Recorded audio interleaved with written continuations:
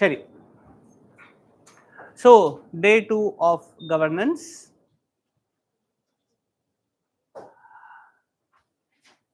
The first question, critically examine, once again, critically examine.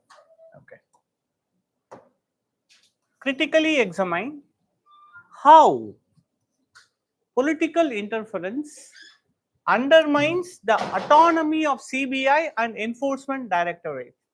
Suggest reforms to ensure their impartiality in governance. Okay. So இந்த கேள்வியில என்ன கேட்கறாங்கன்னு உங்களுக்கு புரிஞ்சுக்க முடியுது. அவங்களுடைய டிமாண்ட் என்ன? அட்டானமி ஆஃப் சிபிஐ அண்ட் இடியோட குறைக்கிற மாதிரியான பொலிட்டிக்கல் இன்டர்ஃபரன்ஸ் எப்படி நடக்குது? How the political interference occurs. That's what the question is about. அப்போ நம்ம அதை எப்படி தடுக்கலாம்? How the reforms can be given. Yesterday I have given you some information, some discussion about how to approach answers, right? கொஞ்சம் ஒரு ஓரளவுக்கு broad overview நான் உங்களுக்கு தந்திருந்தேன்.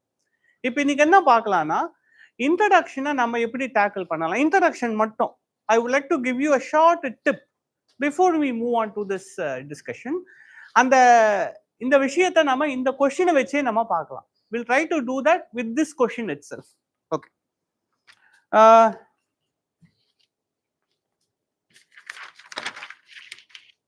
Okay. So இந்த கொஸ்டின் நீங்க பாருங்க. Critically examine how political interference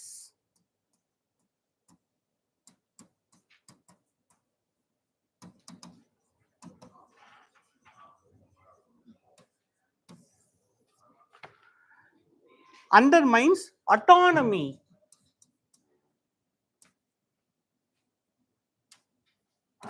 of CBI and Enforcement Directorate. So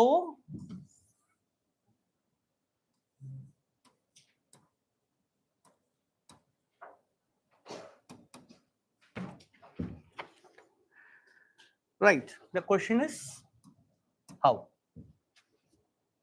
இப்போ இந்த கொஸ்டினை நான் ஒரு பிக்சர் மாதிரி போடணும்னா this would be the way to say that. இப்போ நீங்க இன்ட்ரடக்ஷன் என்ன பண்ணணும்னா இந்த பிக்சர் மாதிரி நம்ம போட்டிருக்கோம் இல்லையா, இதை நீங்க வேர்ட்ஸ்ல ஏதாவது எக்ஸாம்பிளோட உங்களால ரிவீல் பண்ண முடியுமானா that would be one of the good way of introducing an answer. Let me tell you, இதை ஆரம்பிக்கிறது எப்பவுமே ஒரு பெரிய ப்ராப்ளமா இருக்கும்.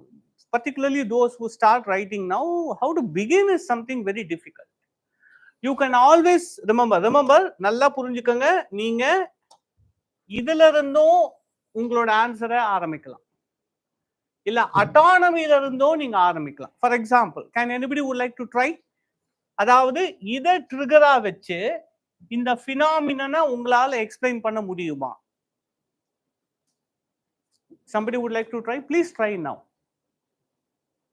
அதாவது பொலிட்டிக்கல் இன்டர்ஃபரன்ஸ் அப்படின்றது இந்தியன் டெமோக்ரஸில எல்லாராலுமே ஏற்றுக்கொள்ளப்பட்ட ஒண்ணு. அது பல வகையான ஸ்டாட்யூட்டரி பாடிஸையோ இல்ல இன்வெஸ்டிகேஷன் ஏஜென்சியோ பாதிக்கிறதுல ஒன் ஆஃப் த விக்டிம்ஸா நம்ம சிபிஐயும் இடியும் சொல்லலாம். புரியுதா? You understand the narrative? இதையும் சொல்லலாம். இதை வச்சு ஆரம்பிச்சா நீங்க இதுல இருந்தும் இன்ட்ரடக்ஷன் ஆரம்பிக்க முடியும். அட்டானமி ஆஃப் சிபிஐ நீடி. இப்ப நான் ஒரு ட்ரிகர் நான் உங்களுக்கு தந்திருக்கேன். இதே மாதிரி இதை வச்சு நீங்க சொல்ல முடியுமா பாருங்க இன்ட்ரடக்ஷன். இல்ல கவனிங்க, இப்படி நான் சொல்லும் பொழுதே political interference is an unavoidable curse in the political democracy of India driven by short term political gains. இப்ப நிறைய விஷயத்தை உள்ள சேர்க்கிறோமா? ரொம்ப டெஃபினேஷனா இல்லாம, this is not starting the answer with a definition. இப்ப நாம சொல்ற இன்ட்ரடக்ஷன் என்னன்னா கொஸ்டினோட கான்டெக்ஸ்டே ஹிட் பண்ணுது. That will be best way of starting an answer. This is one way of starting using this as a trigger. But let me tell you, எதை வேணா நீங்க ட்ரிகரா வச்சு எழுத முடியும், provided you understand the question. இப்ப நான் எப்படி பொலிட்டிக்கல் இன்டர்ஃபரன்ஸ் வச்சு ஒரு ட்ரிகர் பண்ணேன், அதே மாதிரி can you do it for autonomy of CBI in ED? சொல்ல முடியுமா? Can you please make an attempt? நான் நேத்து உங்களுக்கு ஒரு எக்ஸசைஸ் நான் சொன்னேன். ஒரு கொஸ்டினை எடுத்து 3 டிஃபரண்ட் இன்ட்ரோடக்ஷன் எழுத முடியுமா நான் சொன்னேன் இல்லையா? இதுதான் அது. And the more you do it, it opens up your thinking. அப்ப அந்த கொஸ்டினை படிக்கும் போதே உங்க மைண்ட்ல இன்ட்ரோடக்ஷன் வந்துரும். அந்த கொஸ்டினோட ஸ்ட்ரக்சர் வந்துரும். இப்ப நான் எக்ஸ்பிளைன் பண்ணேன் இல்லையா? இது பண்ணும்போதே உங்களுக்கு தெரிஞ்சிடும் ஒரு பிரீஃபா எந்த அளவுக்கு போஸ்ட் இண்டிபெண்டன்ஸ்ல இருந்து பாலிட்டியும் பியூரோக்ரஸியும் ஒன்னா சேர்ந்து நிறைய பிரச்சனை கொண்டு வந்திருக்கு ஒரு லைன். இதுல ரீசெண்டா அதுவும் கொலிஷன் இல்லாம சிங்கிள் மெஜாரிட்டி பாலிட்டி வரும்போது இன்ஃப்ளூயன்ஸ் அதிகமாகுது.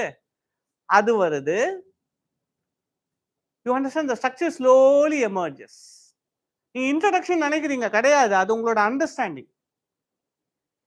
If you introduce well, it means you understand the question well. If you understand the question well, your body of the answer is also perfectly structured. Right?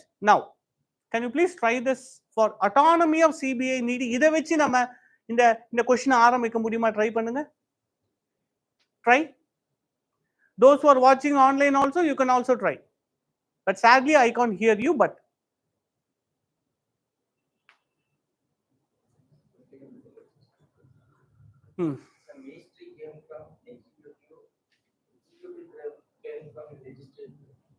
சொல்லுங்க.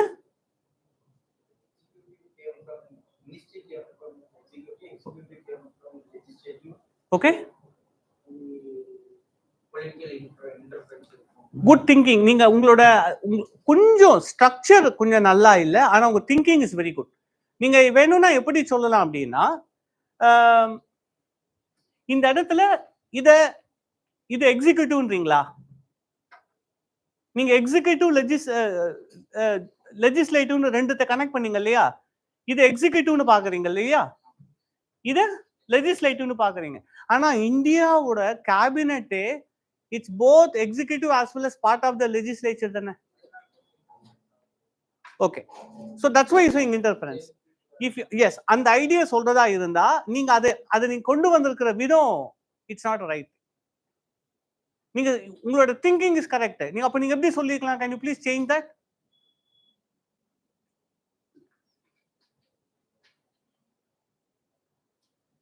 India follows a unique style, a unique executive model where they are part of legislature also. Correcta? This creates the unnecessary, it creates an unnecessary interference between the administration, between the day-to-day administration and the political struggles. Political ஸ்ட்ரகிள்க்கும் day to day அட்மினிஸ்ட்ரேஷனுக்கும் ஏதோ ஒரு வகையில ஒரு பின்னல் வந்துடுது. ஏன்னா India லெஜிஸ்லேச்சருக்கும் பதில் சொல்லணும், அட்மினிஸ்ட்ரேஷனையும் பாத்துக்கிறாங்க. புரியுதா? எஸ். இப்போ உங்களுக்கு என்னன்னா, நீங்க என்ன அண்டர்ஸ்டாண்டிங் எடுத்தாலும் அதை அப்படியே எழுதக்கூடாது. இந்த கொஸ்டினோட கான்டெக்ஸ்டுக்கு அதை கொண்டு வரும்போது தான் it becomes a right introduction. புரியுதா? That's what the task is about. So now you understand. இப்போ இந்த கொஸ்டின் நீங்க இந்த மாதிரி மேப் பண்ணிட்டீங்கன்னா, so அண்டர்மைன் பண்றாங்க. எப்படி பண்றாங்க? This is what the question is about. So introduction கொஞ்சம் ஒர்க் பண்ணுங்க. உங்களுக்கு எவாலுவேட்டட் ஆன்சர் ஷீட்ஸ் வந்திருக்கும். இதுல சில பேருக்கு பொதுவாகவே ரீரைட் சொல்லியிருப்போம். I strongly advise you guys to rewrite. At least introduction conclusion மட்டுமாவது ரீரைட் பண்ணுங்க. பாடி பார்த்துக்கலாம். ஏன்னா நீங்க நிறைய படிக்க body of the answer structure வந்துடும். சார் எனக்கு சரியாவே யோசிக்க வரல, நோ ப்ராப்ளம். நீங்க இன்னும் படிக்க ஆரம்பிக்கும் போது அது வந்துடும். ஆனா இன்ட்ரோடக்ஷன் அப்படின்றது உங்களுக்கு எழுத வரலனா, it is not that you didn't read well, it's because you didn't understand the question well. ஒரு 4 லைன் உங்களோட புரிதலை நீங்க யூபிஎஸ்சி பிரிலிம்ஸ் அட்டெண்ட் பண்ணிருக்கீங்கன்னா அதை தரணும். உங்ககிட்ட நான் ஸ்பெசிபிக் ஃபேக்ட் கேட்கலையே, இன்ட்ரோடக்ஷன் தானே எழுத சொல்றேன். So get trained at least now for that. புரியுதா? Okay, good. So let's start our discussion for the question number 1. I also take this opportunity in the discussion la konjam extra which are relevant points for this examination, relevant to this topic, I also give that. So in that context, let's say very brief things about CBI. So introduction ஏன் நான் சொல்லலைன்னா நான் உங்களுக்கு அதை பற்றி இப்போ elaborate பண்ணிட்டேன், அதனால I'm not going to the introduction. So CBI. So CBI was established under DSP, Delhi Special Polices Establishment Act 1957, which are mainly responsible for investigating corruption, economic offences and serious crimes.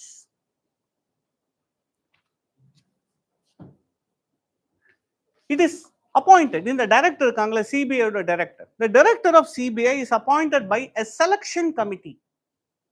Appointments committee consisting of PM, LOP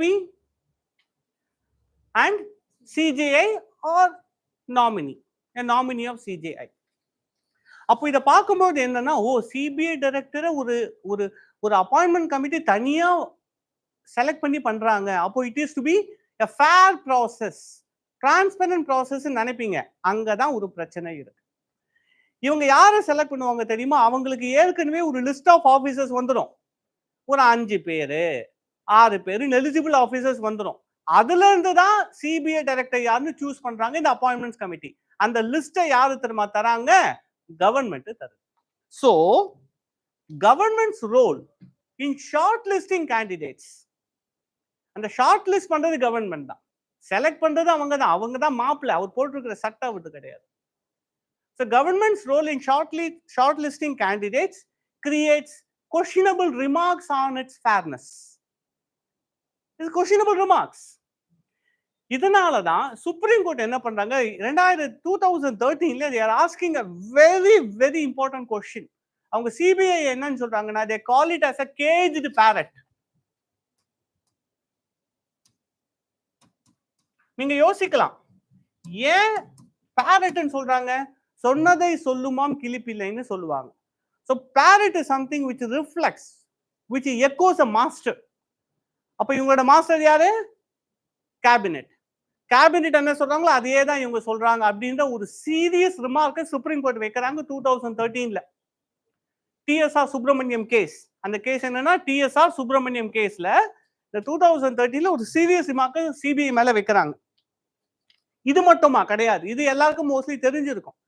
இது இல்லாம இன்னொரு nuance சிபிஐயோட அட்டானமியை நம்ம கேள்வி கேட்க வைக்கிறது என்ன அப்படின்னா, CBI is ரிலையன்ட்னா dependent on ministry of home affairs for staffing. CBI யார் வருவாங்க? சிபிஐக்குன்னு தனி பர்சனல் கிடையாது. இந்த மினிஸ்ட்ரி ஆஃப் ஹோம் அஃபேர்ஸ் தான் அவங்களுடைய ஆபீசர்ஸை இவங்களுக்கு கடன் தருவாங்க, லோன் தருவாங்க. அப்போ there is an influence from MHA, Ministry of Home Affairs. இது மட்டும் கிடையாது, and MHA கிட்ட மட்டும் இல்ல, they also reliant on Ministry of Law Affairs, Ministry of Law for prosecutors. ஏன்னா சிபிஐ ஒரு கேஸ் ரெஜிஸ்டர் பண்றது மட்டும் கிடையாது, கோர்ட்ல போய் அதை ப்ராசிக்யூட்டும் பண்ணுவாங்க. அதுக்கு ப்ராசிக்யூட்டர்ஸ் யார் வருவாங்கன்னா, மினிஸ்ட்ரி ஆஃப் லா கிட்ட இருந்து சோர்ஸ் பண்ணுவாங்க. ஸோ இந்த டிபெண்டன்சி இருக்கனால அந்த இன்வெஸ்டிகேட் பண்ற ஆபீசர்ஸ் MHA, அதை ப்ராசிக்யூட் ஜுடிஷியரியில பண்ணக்கூடிய ஆபீசர்ஸ் MOL வர்றதுனால there is a அட்டானமின்றது ஒரு மித்தாகவே இருக்கு சிபிஐ. ஒன். செகண்ட், என்ஃபோர்ஸ்மெண்ட் டைரக்டரேட்டை பத்தி பார்க்கலாம். Enforcement Directorate. It was created in 1956 under Department of Revenue in Ministry of Finance. Okay. So இவங்க பாத்தீங்கன்னா முக்கியமான சில லாஸ்க்கு இவங்க தான் primary authority. So they are the primary authority for PMLA Act, Prevention of Money Laundering Act ன்னு சொல்லுவாங்க. PMLA, Prevention of Money Laundering Act, PMLA Act 2002. FEMA, Foreign Exchange Management Act, FEMA 1999, FEMA, FEMA, Foreign Exchange Management Act 1999. So சிபிஐக்கு at least appointment authority ஒரு independent committee இருக்காங்க, இவங்களுக்கு அது கூட கிடையாது. So the appointment of director, the ED director is appointed by the central government. with almost zero checks and balances. With almost zero. அவங்களுக்கு யாரு வேணுமோ அவங்கள அப்பாயிண்ட் பண்ணிக்கலாம். ஸோ சிபிஐயே நம்ம கிரிட்டிசைஸ் பண்றோம். அவங்கள விட இன்னமும் சென்ட்ரல் கவர்மெண்ட்டை டிபெண்ட் பண்ற ஒரு அத்தாரிட்டி தான் enforcement directorate. Even lesser than CBI in terms of their autonomy. இது மட்டும் இல்லாம it is not a statutory body as well. It is neither a constitutional nor a statutory body. Who? ED. Neither a constitutional nor a statutory body, and therefore they are very much prone to executive influence. At least constitutional safeguard in that they can resist it, but they are not. They cannot. Now, the question is asking how it undermines the autonomy. Autonomy means புரிஞ்சுக்கங்க independent decision making. அவங்க என்ன கேஸை எடுக்கணும், எதை prosecute பண்ணணும், எதை give up பண்ணணும், இதுதான் what we call it as autonomy, independence of decision making. இது பாதிக்குது. எது? Political interference is affecting this. How? First one, administrative oversight. How? Administrative oversight. So when we talk about this administrative oversight, CBI, which functions under Department of Personnel and Training, which directly functions under PMO. இதுதான் உங்களுடைய administrative ஹையரார்க்கின்னு சொல்லலாம். So இதுல இருந்து நம்ம என்ன புரிஞ்சுக்கலாம்னா, இந்த oversight சிபிஐயை மேற்பார்வையிடக்கூடிய power யாருக்கு இருக்குன்னா பிஎம்ஓக்கு இருக்கு.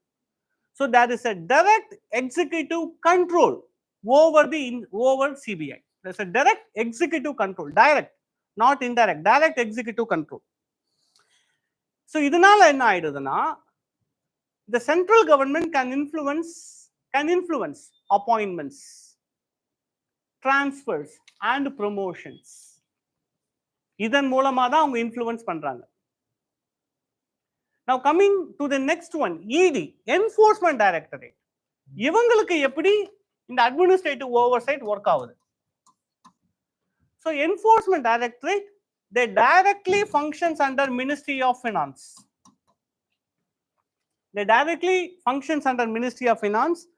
So therefore they can potentially be influenced for case prioritization. என்ன கேஸை எடுக்கணும், எதுக்கு prioritize பண்ணணும் மினிஸ்ட்ரி சொல்ல முடியும். Case prioritization and resource allocation.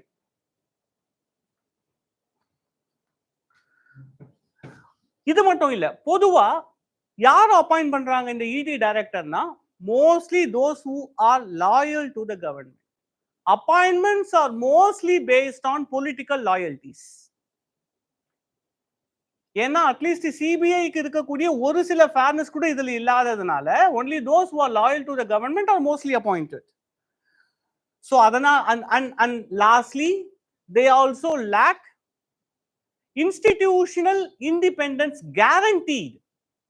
ED lacks any institutional independence guaranteed by constitution or law. They don't have institutional independence.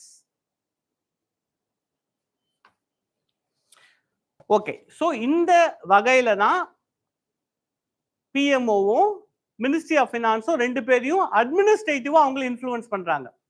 Second, operational impact.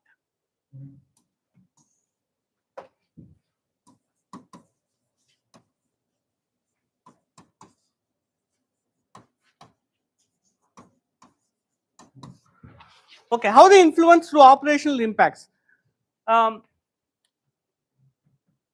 According to a 2023 news report that was published in Indian Express, you can say independent news report. As per 2023 news report, 90% of ED cases, Enforcement Directorate cases, 90% of ED cases have been against opposition political parties. ஒரு 2023 news ரிப்போர்ட்ல வருது 90% ED cases are against opposition political parties with very low conviction rate. Case மட்டும் விழுது ஆனா conviction நடக்கல because of lack of proof. Okay. Second problem in the operation enna varuna, if there is any straightforward officer and honest officer, they are immediately removed from their position. இதுதான் ஆபரேஷனை பாதிக்கும். ஒரு ஒரு ஒரு investigation ஆபரேஷனை பாதிக்கும். Abrupt removal of leadership officers. Abrupt removal of leadership officers. A good example for that was something that happened in 2018. In 2018, CBI Director Alok Sharma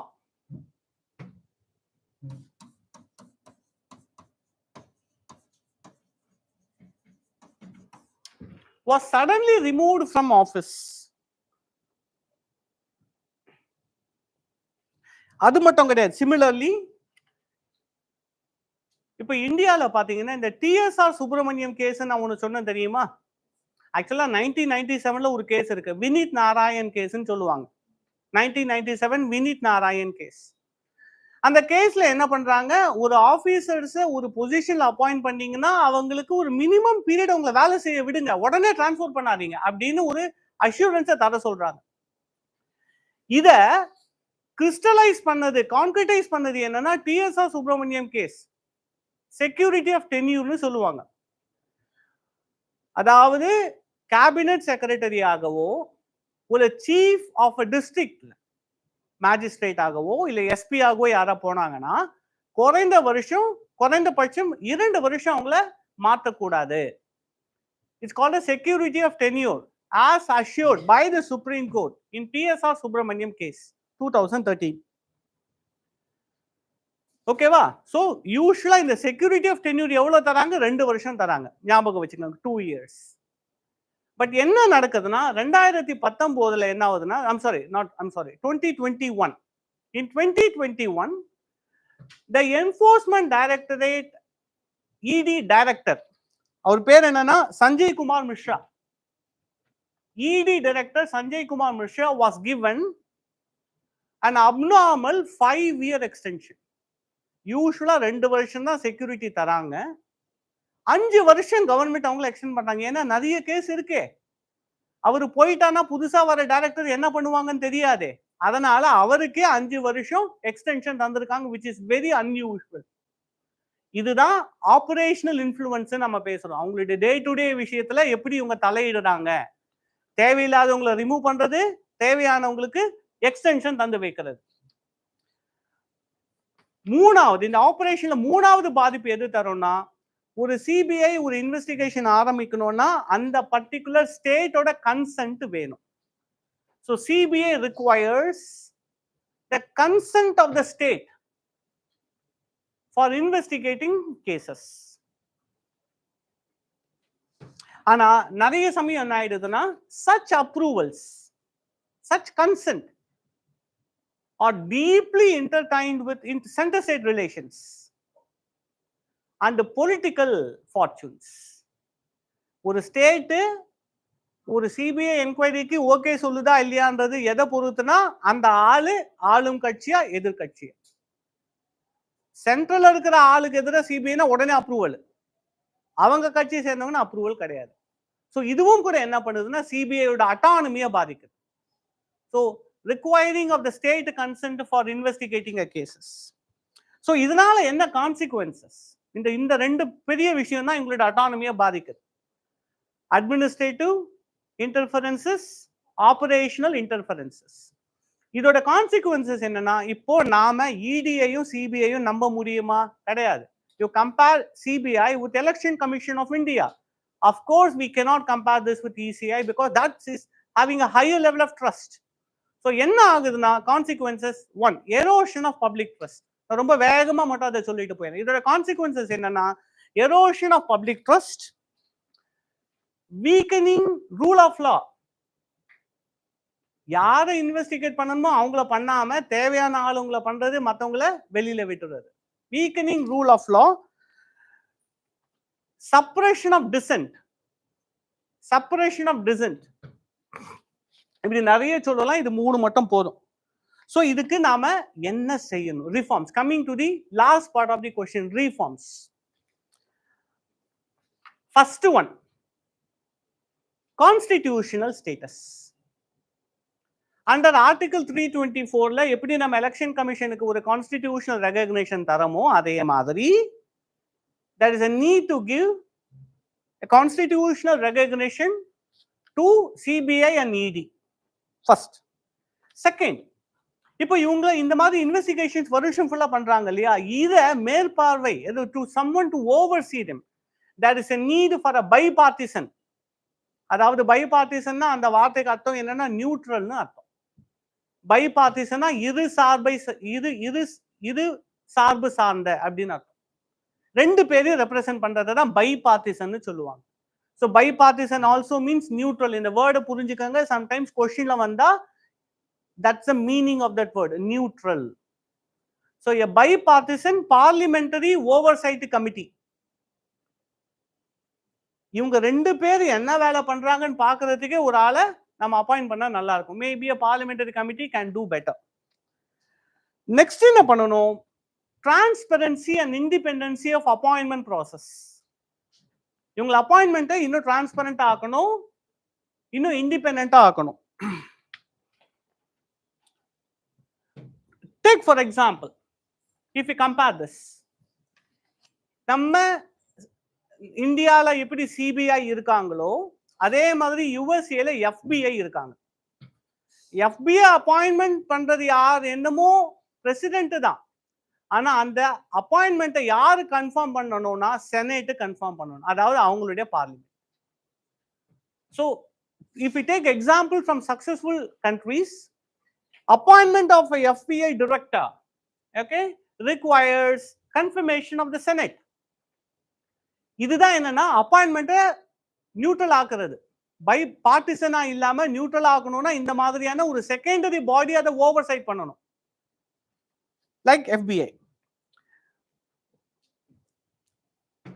next என்ன பண்ணலாம் அப்படின்னா பப்ளிசைசிங் the short listed candidates. Appoint பண்றதுக்கு முன்னாடி short list ஆகுறாங்க இல்லையா, அவங்கள publicise பண்ணி and political consensus, அதாவது எல்லா பொலிட்டிக்கல் பார்ட்டிக்குமே ஏற்ற ஒரு நபரா இருந்தாங்கன்னா they will be neutral persons.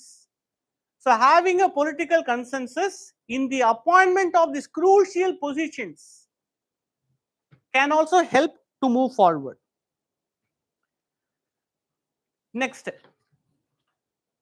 இந்த abnormal appointment இருக்கக்கூடாது. So next, third என்ன பண்ணணும்? Assured security of tenure. Assured security of tenure as promised in Vinit Narayan case and TSR Subramaniam case 2013. Okay. Next,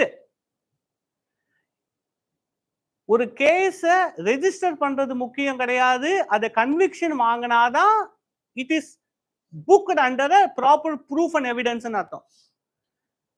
so என்ன பண்ணணும்னா need for annual performance audit. இந்த சிபிஐயும் இடியும் என்னதான் பண்றாங்கன்ற ஒரு performance ஆடிட்டை mandatory conduct பண்ணணும்.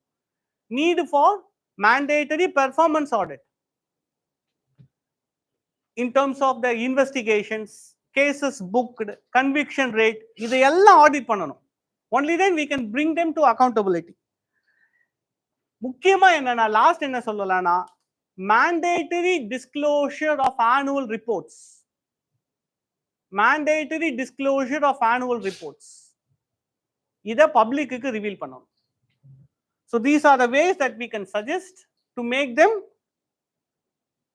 removed from political interference. அவங்கள political interference இல்லாம இருக்கணும்னா these are the important ways. So conclusion என்ன சொல்லலாம்? இந்த சிபிஐ அண்ட் இடியோட அட்டானமியை அதிகமா பாதிக்கக்கூடியது என்னன்னா the most importantly structural and operational vulnerabilities. We are coming to conclusion.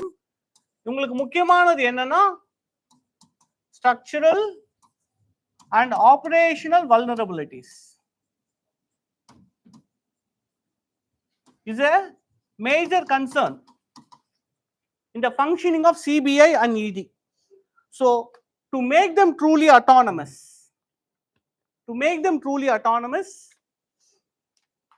அவங்கள உண்மையான autonomous ஆக்கணும்னா என்ன தெரியுமா தரணும்? One, they need authority. ஆனா வெறும் authority தரக்கூடாது. They will be powerful with high level of accountability. So we need to give them power, but we also have to make them answerable. So only by giving them authority and high level of accountability that they can become truly autonomous. That would be the conclusion we can say for this question. Sure. Question number 2. இப்போ நான் முன்னாடி சொன்ன அந்த question மாதிரியே try பண்ணி பாருங்க. Introduction. Analyze the challenges in achieving last mile delivery of welfare schemes in India.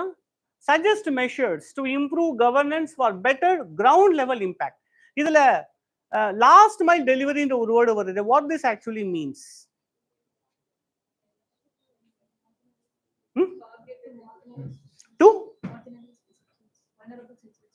To vulnerable citizens. Okay.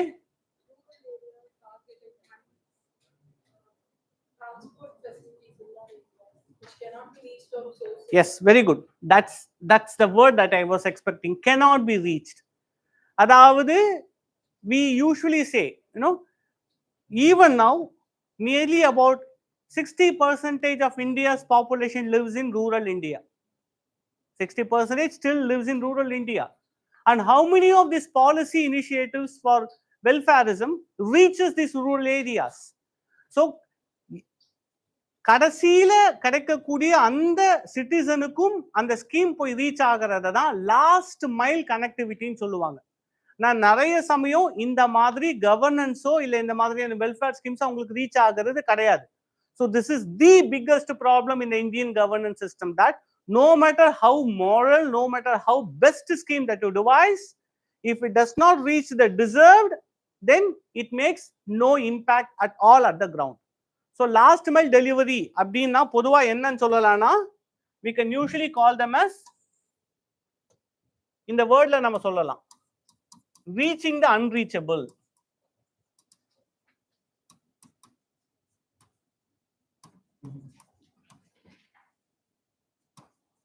For example hilly டெரைன்ஸ்ல இருக்கிறவங்க, சிக்கிம், ஹிமாச்சல் பிரதேஷ், இல்ல அசாம், இவங்கள கவர்னன்ஸ் ரீச் ஆகிறத தான் we call them as last mile connectivity, reaching the unreachable. So நிறைய சமயம் இந்த மாதிரியான phrases, இந்த மாதிரி words is very important. That's why I given you the list of phrases. So அந்த மெட்டீரியல் இருக்கக்கூடிய phrase தயவு செய்து டெய்லி படிங்க. அண்ட் அதில் இருக்கக்கூடிய அந்த வேர்ட்ஸை, அந்த எக்ஸாம்பிள்ஸ் உங்க ஆன்சர்ல யூஸ் பண்ணுங்க. I would like to prod you once again for that. சரி, கொஸ்டின் நம்பர் 2க்கு பார்க்கலாம். So last mile delivery. இந்த லாஸ்ட் மைல் டெலிவரி தான் என்னன்னு சொல்லுவாங்கன்னா, even though it is a last mile delivery, அதுதான் ஃபர்ஸ்ட் சேலஞ்ச். அது லாஸ்ட் கிடையாது, it is a first challenge. Last mile delivery is a first challenge in the delivery of public goods and services in India. The last challenge, it's a first challenge.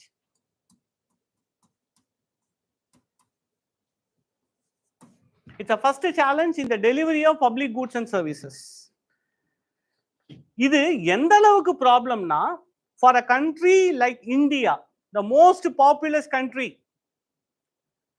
last mile delivery is a logistical nightmare. 1.5 billion இருக்கிற நாட்டுல எல்லாருக்கும் கொண்டு போய் reach பண்ணணும்னா imagine the difficulty involved, imagine the complexity that this whole process requires, demands. So இதுதான் first challenge. இது last இன் பேர்ல வரலாம், but this is a first challenge in the India's governance as of now, because India is the biggest, the most populous country as of now.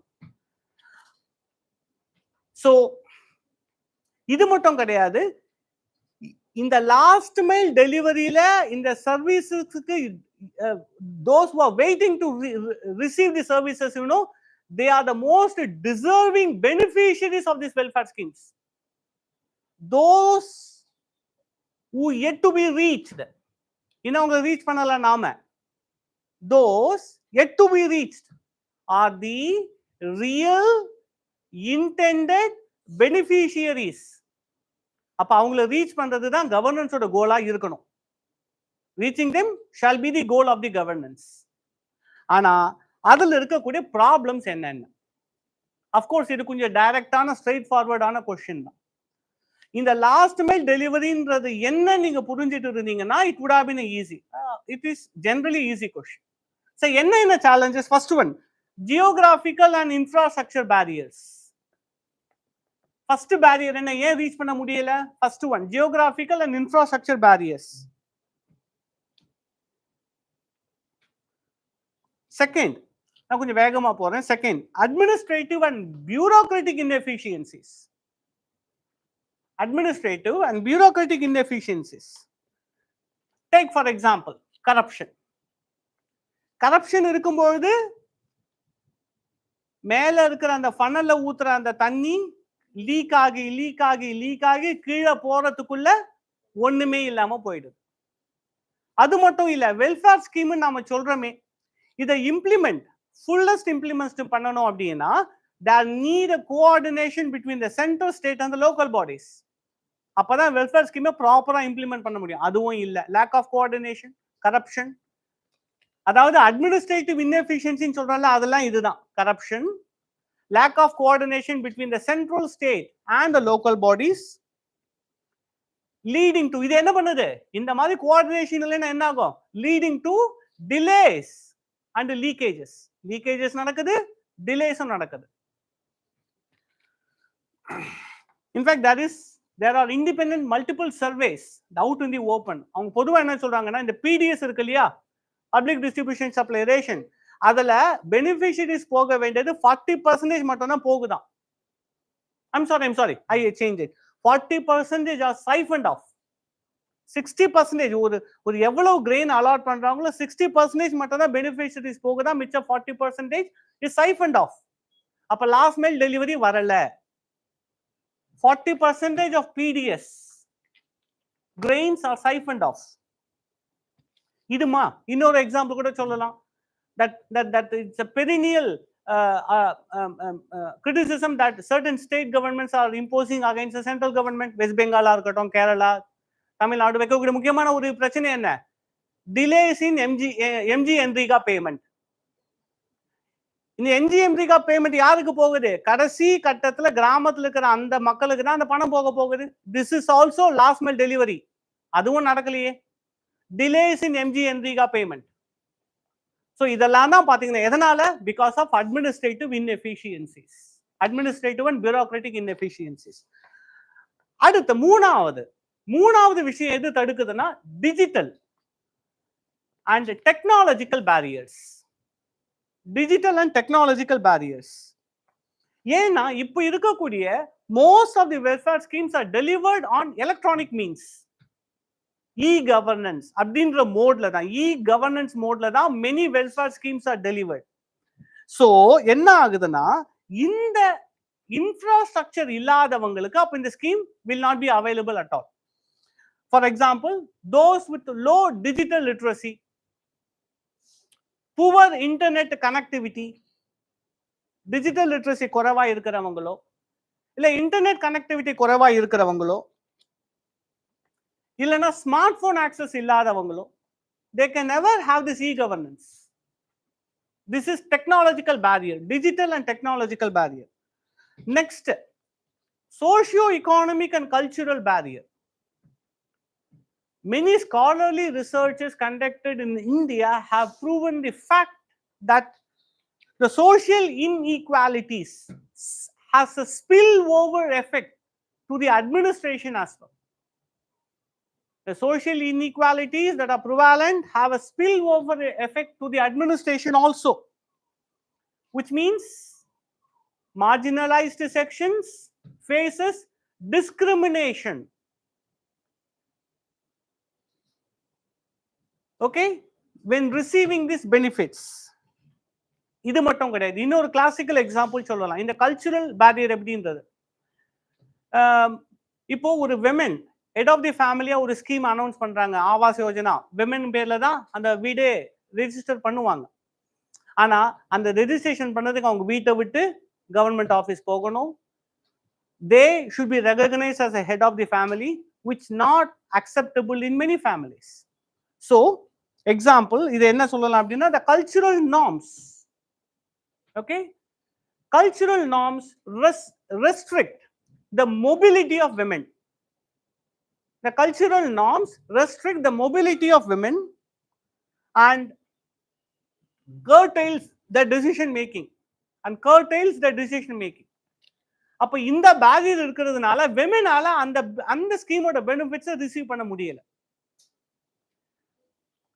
Last இது சும்மா பிரீஃபா மட்டும் சொல்லலாம். Inclusion and exclusion எரர்ஸ்னு வாங்க. சில நேரத்துல சில ஸ்கீம்ஸ்ல தேவையில்லாதவங்க உள்ள இருப்பாங்க, சில நேரத்துல தேவை இருக்கிறவங்க உள்ள இருக்க மாட்டாங்க. It's called as inclusion and exclusion errors. இந்த இன்க்ளூஷன் அண்ட் எக்ஸ்க்ளூஷன் எரர்ஸ்ல லெட் மீ டெல் யூ, முக்கியமா பாதிக்கப்படுறவங்க யாருன்னா migrant labourers. Because they move from one region to another, which often results in exclusion. அவங்களால ரேஷன் வாங்க முடியாது. புது இடத்துல அவங்களுக்கு ரேஷன் கார்டு கிடையாது. அவங்க வீட்டுக்கு போயிட்டு மாசம் மாசம் வாங்கிட்டு வர முடியாது. புது இடத்துல ப்ரூஃபும் கிடைக்காது. இந்த எக்ஸ்க்ளூஷன் அண்ட் இன்க்ளூஷன் எரர்ஸ்ல முக்கியமான பாதிக்கப்படக்கூடியவங்க என்னன்னா மைக்ரண்ட் லேபரர்ஸ். அதனாலதான் வெல்ஃபேர் ஸ்கீம் கொண்டு வரோம்னா ஞாபகம் வச்சுக்கோங்க, migrant laborers identify பண்ணக்கூடிய ஒரு special relaxation we need to have because of the problem that they face where they go. Remember that. சரி, இதை எப்படி இம்ப்ரூவ் பண்ணலாம்? But read the question. Suggest measures to improve governance for better ground level impact. இந்த இடத்துல என்ன சொல்றாங்கன்னா கவர்னன்ஸை எப்படி improve பண்ண முடியும்? நீங்க லாஸ்ட் மினிட் டெலிவரி பத்தி பேசக்கூடாது. கவர்னன்ஸை எப்படி இம்ப்ரூவ் பண்றது மூலமா அந்த கிரவுண்ட் லெவல் இம்பாக்ட் உருவாக்க முடியும். If you addressed it well, good. அப்படி இல்லைன்னா நீங்க கொஸ்டின்ஸை ஒழுங்கா ரீட் பண்ணணும்னு அர்த்தம். சரி, what needs to be done to improve the governance?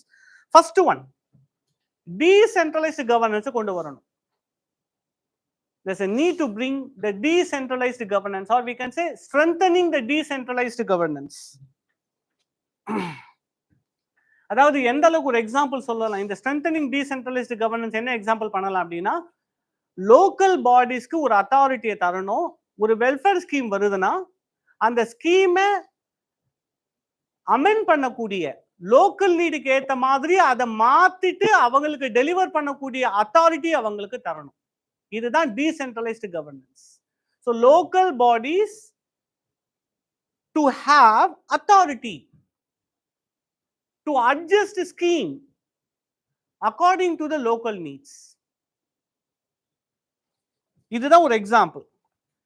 Okay, இதுதான் என்னன்னு சொல்லுவாங்கன்னா this is called as the principle of subsidiarity ன்னு சொல்லுவாங்க. It is also called as the principle of subsidiarity. Means focus at the lowest level.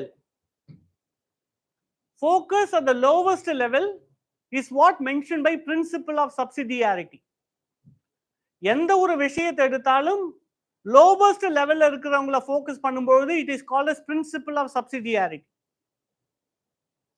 சரி, second, next என்ன பண்ணலாம்? Leveraging technology. First decentralised governance, second leveraging technology. So leveraging technology அதாவது கவர்னன்ஸை improve பண்ணணும். அந்த improve பண்றது மூலமா லாஸ்ட் மினிட் டெலிவரியை கொண்டு வரணும். This is the question. So என்ன பண்ணலாம்? எப்படி டெக்னாலஜி யூஸ் பண்ணலாம்? We can have unified dashboards.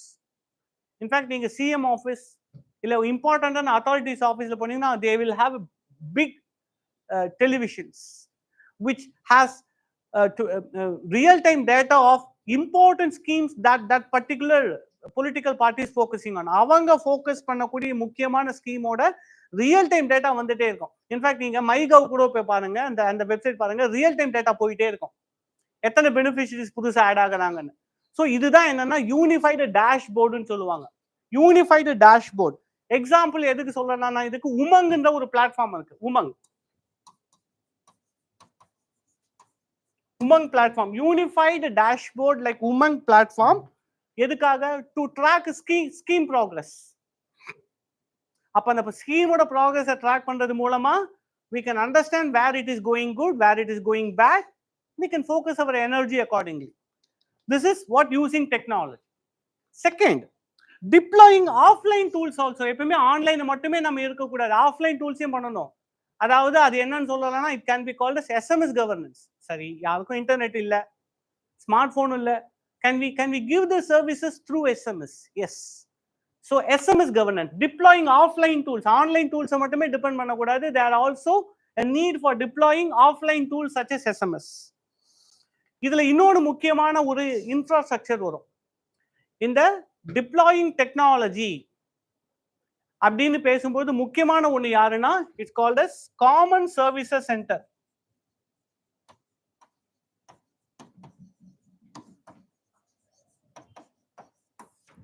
An important digital infrastructure at the village level.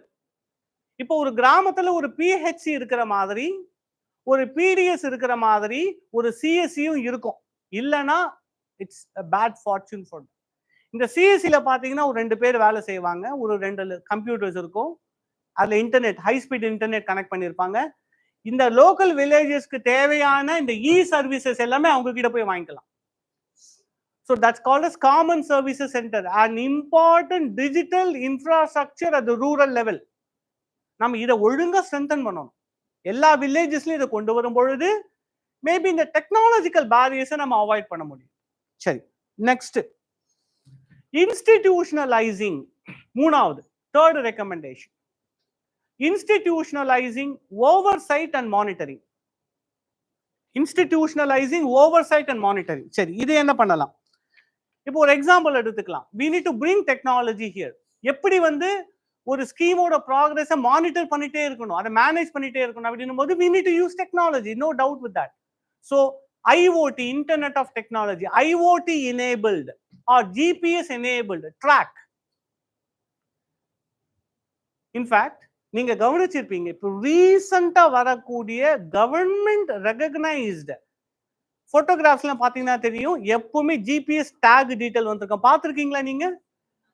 This is called GPS taking. ஏன்னா எவனாவது ஒருத்தன் ஏதோ போட்டோ எடுத்துட்டு எங்கோ பண்ணுன்ற மாதிரி ஃபேக் டீடைல்ஸ் தராம இருக்கிறதுக்காக ஜிபிஎஸ் டேகிங்னு பண்ணுவாங்க.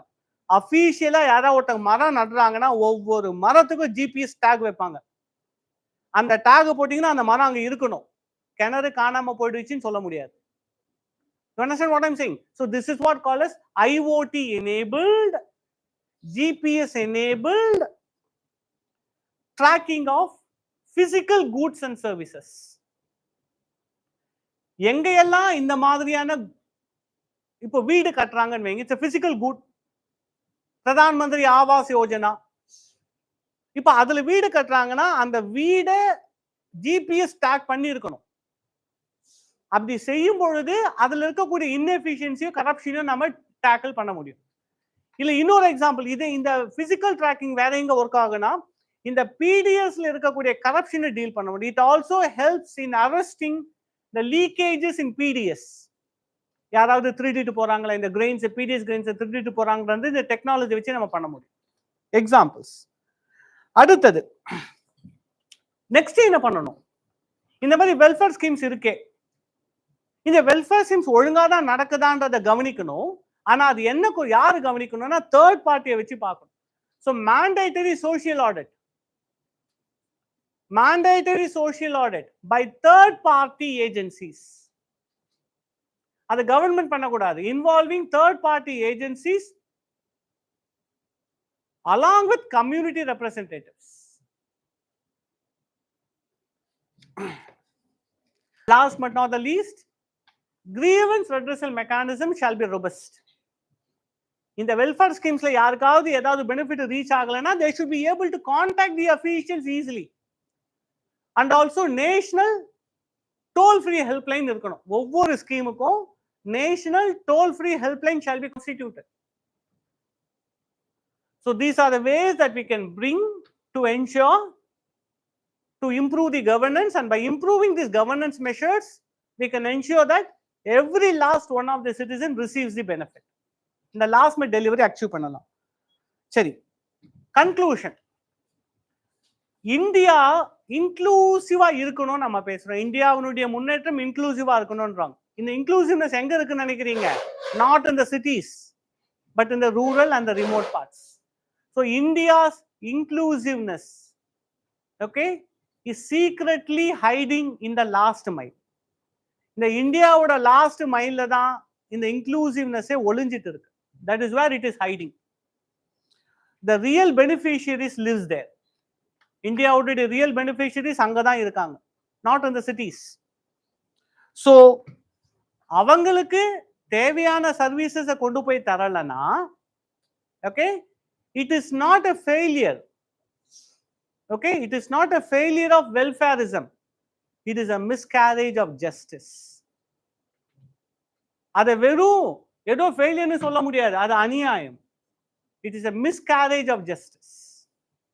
If the welfare schemes for the real beneficiaries மைண்ட்ல வச்சு நம்ம வெல்ஃபேர் ஸ்கீம் டெவலப் பண்றோம், அது அவங்கள ரீச் பண்ணலன்னா it's not any normal failure, it's a miscarriage of justice. It's like a crime has been committed.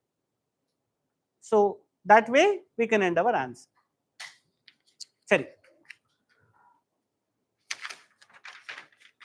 moving to the next question. Question number 3. இது கொஞ்சம் ஃபெமிலியரான ஒரு டாபிக் இல்லையா? Maybe you guys would have been familiar with this. Examine the governance implications. Examine the governance implications of, okay, of implementing one nation, one election in India's federal structure. So இந்த உங்களோட ஆன்சர்ல first part இத பத்தி பேசணும். Governance implications of ONOE. How far do you agree with the view that synchronizing elections could undermine the principles of cooperative federalism? இது cooperative federalism பாதிக்குமா? And local accountability ரெண்டுத்தையும் deal பண்ணணும் with examples. So இந்த क्वेश्चनல மொத்தம் 3 part இருக்கு. First part, second part and third part. இது மூணுத்தையும் நீங்க deal பண்ணியிருக்கணும். It's a 10 mark question. That is where the challenge is. So ஒவ்வொன்றுத்துக்குமே ஒரு 3 point. If you're given 3 or 4 points for each with some brief examples, you would have done the job. You would have done the job well. சரி. So is the one nation, one election also called as simultaneous elections, which can also be called as simultaneous elections,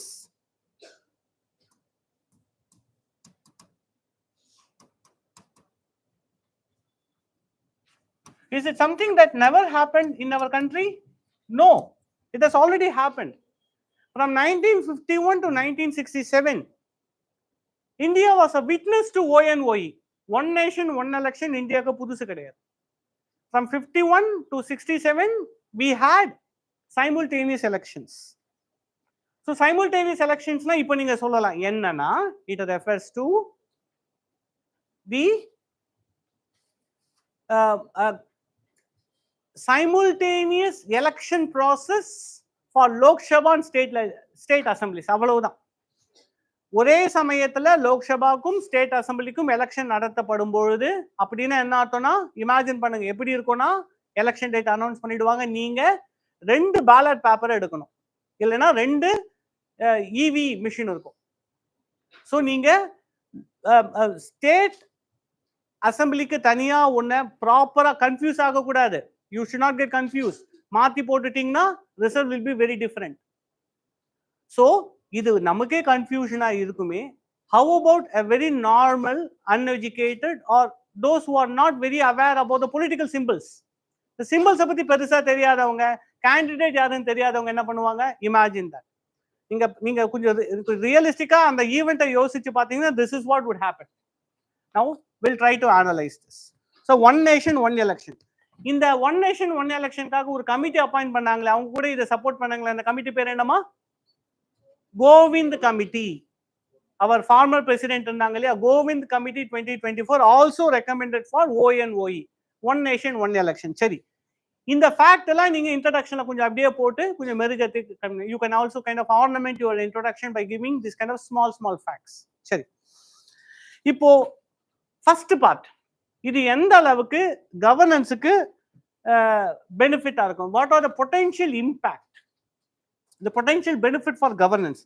first one, administrative efficiency. Administrative efficiency one.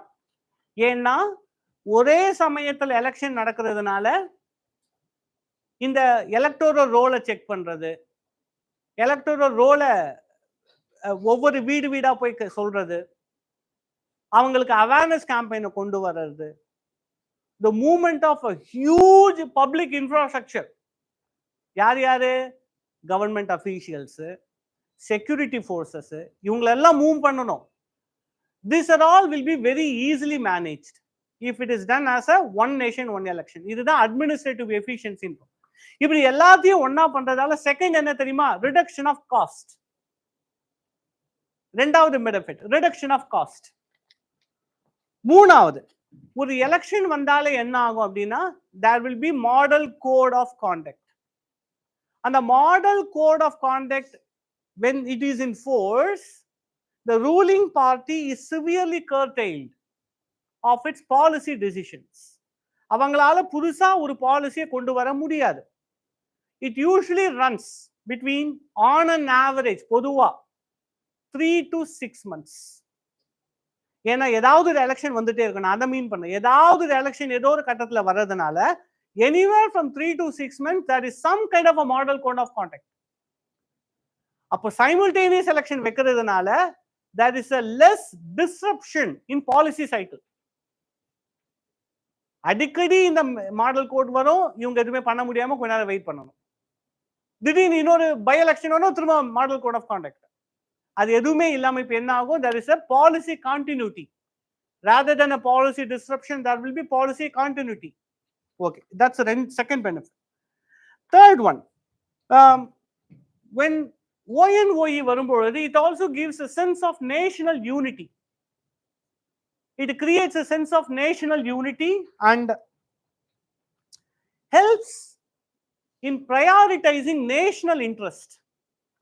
நம்ம ஸ்டேட்டுக்கு என்னன்றதை விட்டுட்டு நம்ம இந்தியாவுக்கு என்ன தேவை நம்ம யோசிக்க ஆரம்பிப்போம். if there is ONOE, prioritizing national interest, இது எல்லாமே நடக்க கூடிய வாய்ப்பு இருக்கு எப்போ ONOE வரும்பொழுது. ஆனா இதனால சில ப்ராப்ளம்ஸும் இருக்கு. it also has the ability to undermine cooperative federalism. இப்ப கொஸ்டினோட அடுத்த பாட்டுக்கு ஸ்லோவா போறோம். it also undermines cooperative federalism. how? first one, இந்த ONOE வர்றதுனால என்ன ஆகும்னா that is an erosion of state autonomy. there is an erosion of state autonomy. இந்த erosion of state autonomy ஏன் வரும் அப்படின்னா, இது ஏன் முக்கியமான காரணம் அப்படின்னா, see, democracy is not perfect, but we have no other alternatives. Democracy is costly, okay, but dictatorship is much more dangerous. நம்மளுக்கு டேஞ்சரஸ் வேணுமா காஸ்ட்லி வேணுமானா, நமக்கு டேஞ்சரஸ் வேணா, காஸ்ட்லியா இருந்தா பரவாயில்ல. doesn't mean that we have to move into the dangerous zone of being ruled by a dictatorship or anarchy. அதனால elections வந்துட்டா இந்த காசை பார்க்க கூடாதுன்னு சொல்றாங்க. democracy is neither perfect nor cheaper, but it is a necessary evil னு சொல்லுவாங்க. it is neither perfect nor cheaper, but it is a necessary evil. democracy is a necessary evil. தவிர்க்க முடியாத ஒரு ஈவில் அது டெமோக்ரஸி. ஸோ அதனால நம்ம என்ன சொல்றோம் அப்படின்னா, இந்த டெமோக்ரஸிக்கு ஆகக்கூடிய செலவா நம்ம பார்க்க கூடாது.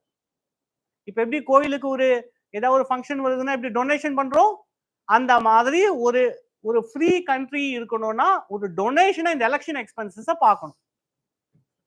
it should not be seen like a normally how efficiency and economy is usually considered. No, election should not be viewed from the normal lens of reducing cost. அதுதான் பிரச்சனை. ஸோ இதுங்க என்ன ஆகுதுன்னா, இந்த ஒன் நேஷன் ஒன் எலெக்ஷன் என்ன கொண்டு வருதுன்னா, it is a fight against, it's a fight between efficiency and the state sovereignty. எஃபிஷியண்டா இருக்கணுமா, ஸ்டேட்டோட சாவரன்டி முக்கியமானா ஸ்டேட்டோட சாவரன்டி தான் முக்கியம். எஃபிஷியன்சி குறைஞ்சாலும் பரவாயில்லை, that the sovereignty of the Indian state is not affected. சரி, first விஷயம், it undermines in this way. Second, ரெண்டாவது impact என்ன பண்றாங்கன்னா, centralisation of political power. அதாவது டிஃப்யூஷன் ஆஃப் பொலிட்டிக்கல் பவர்னா நியாயமா நடக்கணும். டிஃப்யூஷன் ஆகாம இங்க என்ன ஆகுதுன்னா, centralisation of political power happens. இதுக்கு வந்து ஆக்சுவலா என்னன்னா, there is one psychological phenomenon behind this. It's called as congruence effect.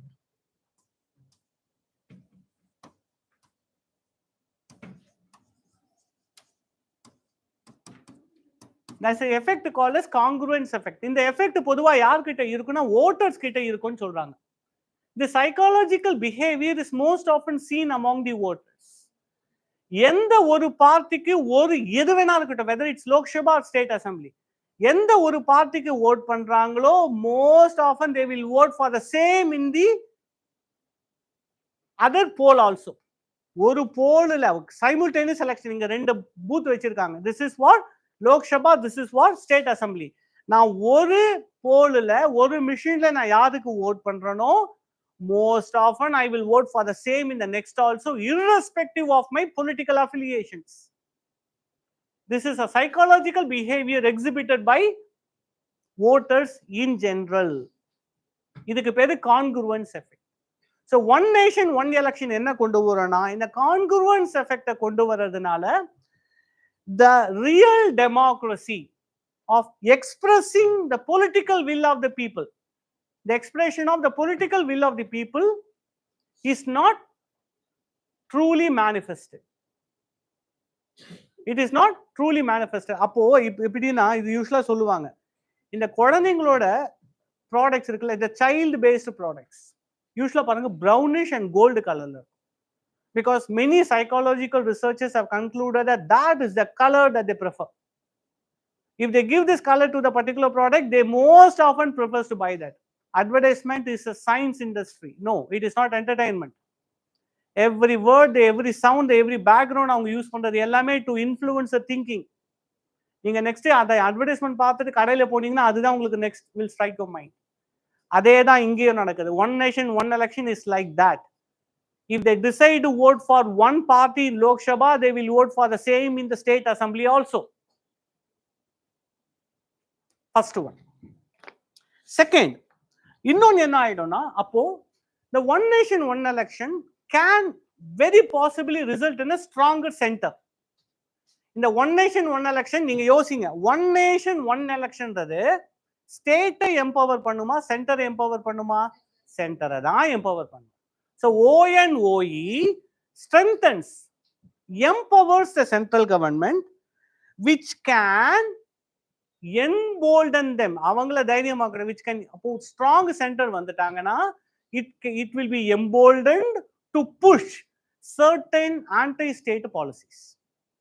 அவங்க அப்படி பவர்ஃபுல்லா மாறிட்டாங்கன்னா ஸ்டேட்டுக்கு பிடிக்குதோ இல்லையோ அதை புஷ் பண்ணிடுவாங்க. The recent GST reforms, education policies, NEP 2020 are some examples for this. ஓரளவுக்கு ஸ்டேட் superiority இருக்கும் பொழுதே it has been forced அப்படின்னா, imagine what will happen after ONOE, sorry. சரி, so இது அண்டர்மைன் பண்ணுதுன்னு சொல்றோம். But we have to be neutral also. Whether is there any benefit that we get from cooperative federalism? இந்த ONOE வரதுனால அந்த benefit இருக்கா? Yes. What are some benefits? First one, குடும்ப PT சண்டை போயிட்டே இருக்கு between the political parties. Central government ஒரு எதை சொல்றான், அதை எதிர்த்து உடனே இவன் ஒன்று சொல்றான், ஒரே பிரச்சனையா இருக்கு. அப்போ ஒன் நேஷன் ஒன் எலெக்ஷன் வரும்போது இதெல்லாம் அமைதியாயிடும். கத்த ஆரம்பிக்கிறா எலெக்ஷன் அப்படின்னு அனௌன்ஸ் பண்ண எல்லாம் கத்துவாங்க. After the election is over, அமைதியாயிடுவாங்க. They will focus on their policy, they will focus on their implementation. இதுதான் முதல் பெனிஃபிட் நம்ம சொல்லலாம். Aligning of mandates, aligning of the mandates between the central and the state government, aligning of the mandates between the central and the state government. இது என்ன கொண்டு வரும்? It can result in policy coherence.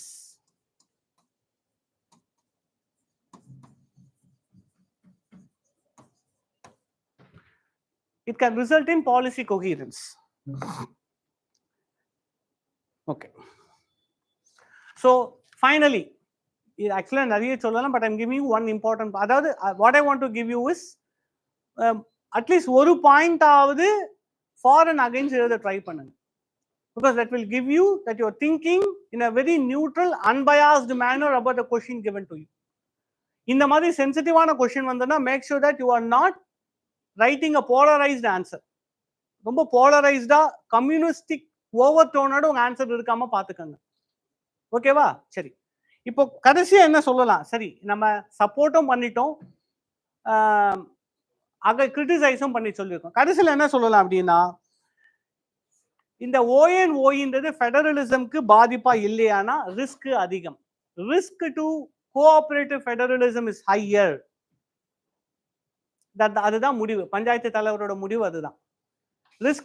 Risk to cooperative federalism is higher. ஆனா அது அப்படியே சொல்லக்கூடாது, காரணம் சொல்லணும். Without constitutional safeguards. இந்த ஓஎன்ஓஇக்கு ஏதோ ஒரு வகையில கான்ஸ்டிடியூஷனல் சேஃப்கார்டு இல்லாம விட்டுட்டோம்னா சென்ட்ரல் கவர்மெண்ட் ஓவர் பவர் பண்ணிடும். It can have a federal interest. So risk is higher. ஒருவேளை கான்ஸ்டிடியூஷனல் சேஃப்கார்டு கொண்டு வரலன்னா இட் வில் பி ஹையர். சரி, இப்போ லோக்கல் அக்கௌண்டபிலிட்டி பத்தி ரொம்ப வேகமா பார்க்கலாம். Let's talk about local accountability. Local அக்கௌண்டபிலிட்டின்னு எதை ரெஃபர் பண்றோம்னா ஸ்டேட்டோட அக்கௌண்டபிலிட்டி தான் சொல்றோம். Local accountability refers to state accountability.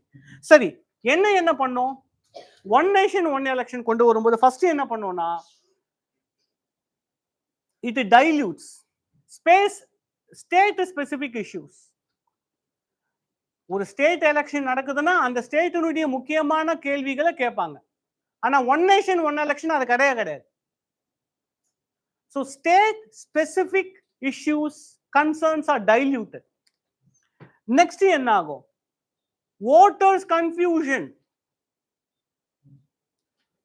ஏன் dual ballot in one election, ஒரே நேரத்தில் இங்கேயும் ஓட் பண்ணணும் அங்கேயும் ஓட் பண்ணணும். they will be confused, utterly confused. voters confusion. மூணாவது என்ன பண்ணோம்? it can also create democratic gap. Sorry, the word is very particularly called a democratic gap. நான் இதுக்குள்ள ரொம்ப போகல because this is a very deeper issue. ONOE is a deeper issue, but that I'm consciously not going into. So one nation one election, ஒருவேளை that let's say that a particular state government loses a majority in its third year, what will happen to the 2 year? It will be caretaker government. அப்ப majority இல்லாத ஒருத்தவங்க எந்த மேண்டேட்ல கேர்டேக்கரா இருக்க முடியும்? So this is called as democratic gap. So it also creates democratic gaps. Okay. So கடைசியா என்ன சொல்லலாம்? What can we say? So இந்த ONOE அப்படின்றது there is no need to rush. இது ரொம்ப வேகமா பண்ணணும்ன்ற அவசியம் கிடையாது. There is no need to rush. இது கூடவே என்ன வரணும்னா ONOE மட்டும் இல்ல, it needs to be paralleled with, கூடவே வேற என்ன வரணும்னா it needs to be paralleled with mid-term state elections. It needs to be paralleled with mid-term state elections and the constitutional safeguards. So ONOE கடைசி என்னன்னு சொல்லி முடிக்கலாம்னா it is a bold experiment in a representative democracy. It is a bold experiment. ஆனா எக்ஸ்பெரிமெண்ட்ன்றது நீங்க புரிஞ்சுக்கணும், can end up in either side. It can end up benefit, it can end up good, or it can also turn so bad. எக்ஸ்பெரிமெண்டா பார்க்கணும். யாருமே இது சரியாகவே இருக்கும்னு சொன்னாங்கன்னா தப்பு, எப்பவுமே தப்பாவே போகணும்னாலும் தப்பு தான். It can turn either way. It has to be seen only as an experiment. Anyway, it has to be revoked. ஒருவேளை தவறா இருந்தா ரிவோக் பண்ணணும். It cannot be made permanent till we know what are the benefits or the drawbacks of it. Okay va? So that could be the way we can conclude this question. Sure. Let's move to the next one. Discuss the challenges of integrating digital technologies into India's public administration. அதாவது என்ன question கேக்குறாங்கன்னா, public அட்மினிஸ்ட்ரேஷனோட ப்ராசஸஸ்ல digital technology integrate பண்றதுல இருக்கக்கூடிய problems என்ன? நீங்க பார்த்தாலே தெரியும், India's public administration or bureaucracy is considered to be and hybrid model. அதுல ட்ரெடிஷனல் பேட்டர்ன்ஸும் இருக்கும், மாடர்ன் பேட்டர்ன்ஸ் இருக்கும். It is an hybrid between traditional, the vestigial colonial வெஸ்டீஜியஸும் இருக்கும், அதே சமயம் மாடர்னிசமும் இருக்கும். என்ன colonial vestige? Hierarchy. Modernism, e governance, ரெண்டுமே இருக்கும். இந்தியன் பியூரோக்ரசில பழமையும் இருக்கு, புதுமையும் இருக்கு. Second, okay, Indian bureaucracy in the past, முன்னாடிலாம் is mostly slow. இதை தப்பா பார்க்க கூடாது, இது சரி. Because they are cautious in taking decision that affects millions of people. Slow doesn't mean bad. Slow means being cautious. இதுதான் that leads to red tapeism னு சொல்லுவாங்க. Slow decision making, delayed decision making is what called as red tapeism. மூணாவது, they are process oriented. Indian bureaucracy is process oriented. என்ன வேணா நடக்கட்டும், they don't worry about that. They will follow the rules. Rule boundedness னு வாங்க. ரூல்னா என்ன? Process. இதுதான் ஏதோ ஒரு டிஃபைன் பண்றோம் அப்படின்னா பப்ளிக் அட்மினிஸ்ட்ரேஷன் இப்படி டிஃபைன் பண்ணலாம். டிஜிட்டல் டெக்னாலஜி எல்லாத்துக்குமே அகைன்ஸ்ட். இப்ப நம்ம என்னென்னலாம் சொன்னோம், அது எதுவுமே டிஜிட்டல் டெக்னாலஜிக்கு கிடையாது. It is fast. ஸ்லோவே கிடையாது, digital technology is fast.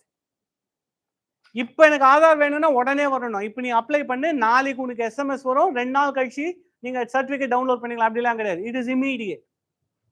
One, it is faster, it is immediate. Second, okay, it has no hierarchy. Digital டெக்னாலஜில ஹைரார்கியே கிடையாது.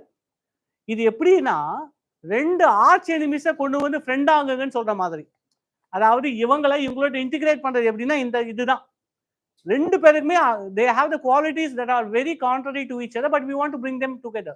I can say this, when I made the question, that was I thought it is like asking to mix oil and water. தண்ணியையும் ஆயிலையும் கலக்கிற மாதிரி தான் digital டெக்னாலஜியை Indian பியூரோக்ரஸில integrate பண்ணணும் அப்படின்னு நம்ம சொல்லுவோம். It's like mixing oil with water. ஆனா அதை செய்யணுமா? கண்டிப்பா செய்யணும். But how are we going to do it? That's what the question is about. சரி,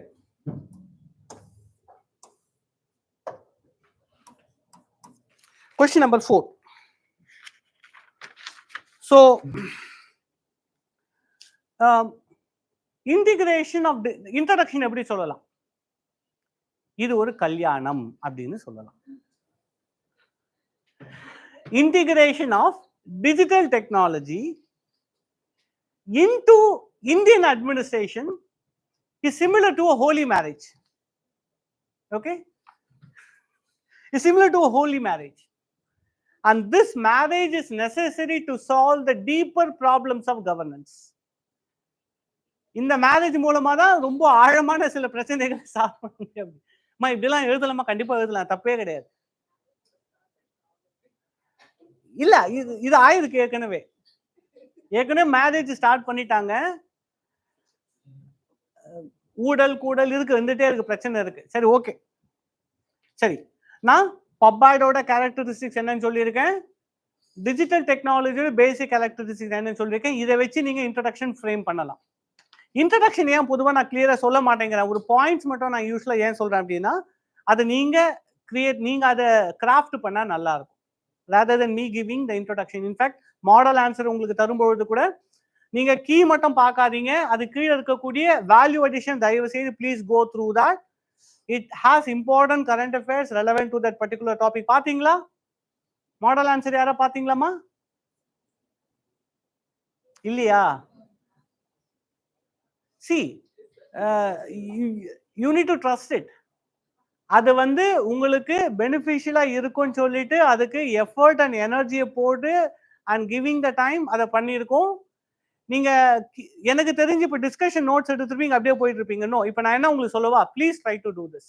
மாடல் ஆன்சர் தரோம் இல்லையா, நீங்க ஆன்சரை பார்க்க வேணாம், நாங்க டிஸ்கஷன் பண்ணிடுறோம். நீங்க மாடல் கீ கூட நீங்க வேணும்னா பாருங்க, ஐ ஒன்ட் கம்பல் தட். ஆனா அது கீழே வேல்யூ அடிஷன் ஒன்று தந்திருக்கும். Please I strongly recommend every one to see that value addition. ஏன்னா என்ன கீவேர்ட்ஸ் நீங்க யூஸ் பண்ணிருக்கலாம், இல்ல என்ன கீவேர்ட்ஸ் இதுக்கு ரொம்ப ஆப்டா இருக்கும், அந்த டாபிக்கான ரெலவெண்டான கரண்ட் அஃபேர்ஸ் என்னன்றதையும் வந்திருக்கும். ஸோ இதை நீங்க படிச்சாலும் அந்த டாபிக்கோட ஹோலிஸ்டிக் கண்டென்ட் உங்களுக்கு வந்த மாதிரி இருக்கும். நீங்க அது யாரா படிச்சிருக்கீங்களா, அதை பாத்தீங்களா, you will understand what I'm saying only when you see that. So please do see that material, the model answer that is uploaded in the Telegram channel. சரி, ஸோ அப்போ ஏன் சார் நான் இந்த எக்ஸ்பிளனேஷன் அப்போ தந்துட்டு இருக்கேன் அப்படின்னா, இன்ஃபேக்ட் என்னோட பாலிசி என்னன்னா, I don't want duplicity of efforts. கீழே நீங்க இதுக்கு பாக்குறீங்க இல்லையா, அதுல இல்லாத பெர்ஸ்பெக்டிவ் தான் நான் உங்ககிட்ட டிஸ்கஸ் பண்ணிட்டு இருக்கேன். அதனால வேல்யூ அடிஷன் தான் இருக்கும். அதனால don't worry, there is no duplicity of your time or my effort also. சரி, கம்மிங், இந்த இன்டிகிரேஷன் பண்ணணும், தண்ணியையும் ஆயிலையும் கலக்கணும். இதுல இருக்கக்கூடிய சேலஞ்ச் என்ன, what are the problems, see one by one. First one, inadequate digital infrastructure. The first problem is inadequate digital infrastructure. இதுதான் இன்டிகிரேஷனுக்கு ஃபர்ஸ்ட் ப்ராப்ளம். ஏன் அப்படின்னு நீங்க கேட்டீங்கன்னா, டிஜிட்டல் டெக்னாலஜியை இன்டிகிரேட் பண்ணணும்னா டிஜிட்டல் டெக்னாலஜி சும்மா வராது, அதுக்கு இன்ஃப்ராஸ்ட்ரக்சர் வேணும். ஒரு மொபைல் டவர் வேணும், ஒரு ஸ்மார்ட் போன் வேணும், கனெக்டிவிட்டி இருக்கணும், அதை யூஸ் பண்றதுக்கு தெரியணும். கரெக்டா? ஸோ டிஜிட்டல் இன்ஃப்ராஸ்ட்ரக்சர் அப்படின்றது பாத்தீங்கன்னா, டிஜிட்டல் டெக்னாலஜின்றது பாத்தீங்கன்னா, இட் இஸ் இன்ஃப்ராஸ்ட்ரக்சர் டிபெண்டன்ட். ரொம்ப வேர்ட் சிம்பிளா போட்டுடலாம், இன்ஃப்ராஸ்ட்ரக்சர் டிபெண்டன்ட். ஆனா இது ரூரல் ஏரியாஸ்லயோ இல்ல tier 2 tier 3 சிட்டிஸ்லயோ it is not adequately represented. இது அடிக்குவேட்டா இல்ல. மேபி நம்ம சிட்டிஸ்ல இருக்கலாம், but not in rural tier 2 or tier 3 cities. இது எந்த அளவுக்கு எக்ஸாம்பிள்னா, இந்தியன் கவர்மெண்ட் நிறைய இ கவர்னன்ஸ் மெஷர்ஸ் ஒவ்வொரு லெவல்ல கொண்டு வருவாங்க. There is one e governance measure called as e office. அதாவது ஒரு ஆபீஸ், ஒரு கவர்மெண்ட் டிபார்ட்மெண்ட்ல நடக்கக்கூடிய entire communication decision making is on electronic platform. அவங்க கம்யூனிகேட் பண்றதோ, மெயில் அனுப்புறதோ, அந்த ஃபைல் டிரான்ஸ்ஃபர் எல்லாமே எலக்ட்ரானிக் மீன்ஸ்ல நடக்கிறது தான் இட்ஸ் கால்ட், அதாவது டிஜிட்டல் ஆஃபீஸ்ன்னு சொல்லலாம். E office digital office. ஆனா இந்த இ ஆஃபீஸ்ன்றது is not successful as of now because of lack of digital infrastructure at the rural areas, the remote areas. சரி, ரெண்டாவது ப்ராப்ளம், ஏன் இன்டிகிரேட் பண்ண முடியல, இன்ஃப்ராஸ்ட்ரக்சர் குறைவா இருக்கு. Second problem, bureaucratic resistance. அதாவது பொண்ணு கல்யாணம் வேணான்னு சொல்லுது. இல்ல யாரு பொண்ணு, பியூரோக்ரசி தான் பொண்ணு, எனக்கு இந்த பையனை பிடிக்கல அப்படின்னு சொல்லுது. கட்டாய திருமணம் நடத்த ட்ரை பண்றாங்க நம்ம பாலிட்டிஷியன். சரி, இந்த பியூரோக்ராட்டிக் ரெசிஸ்டன்ஸ் என்னன்னா, it is due to the bureaucratic behavioral attitudes. அவங்களோட பிஹேவியர் அப்படிதாம்மா, அந்த பொண்ணு அப்படிதான், என்ன பண்றது.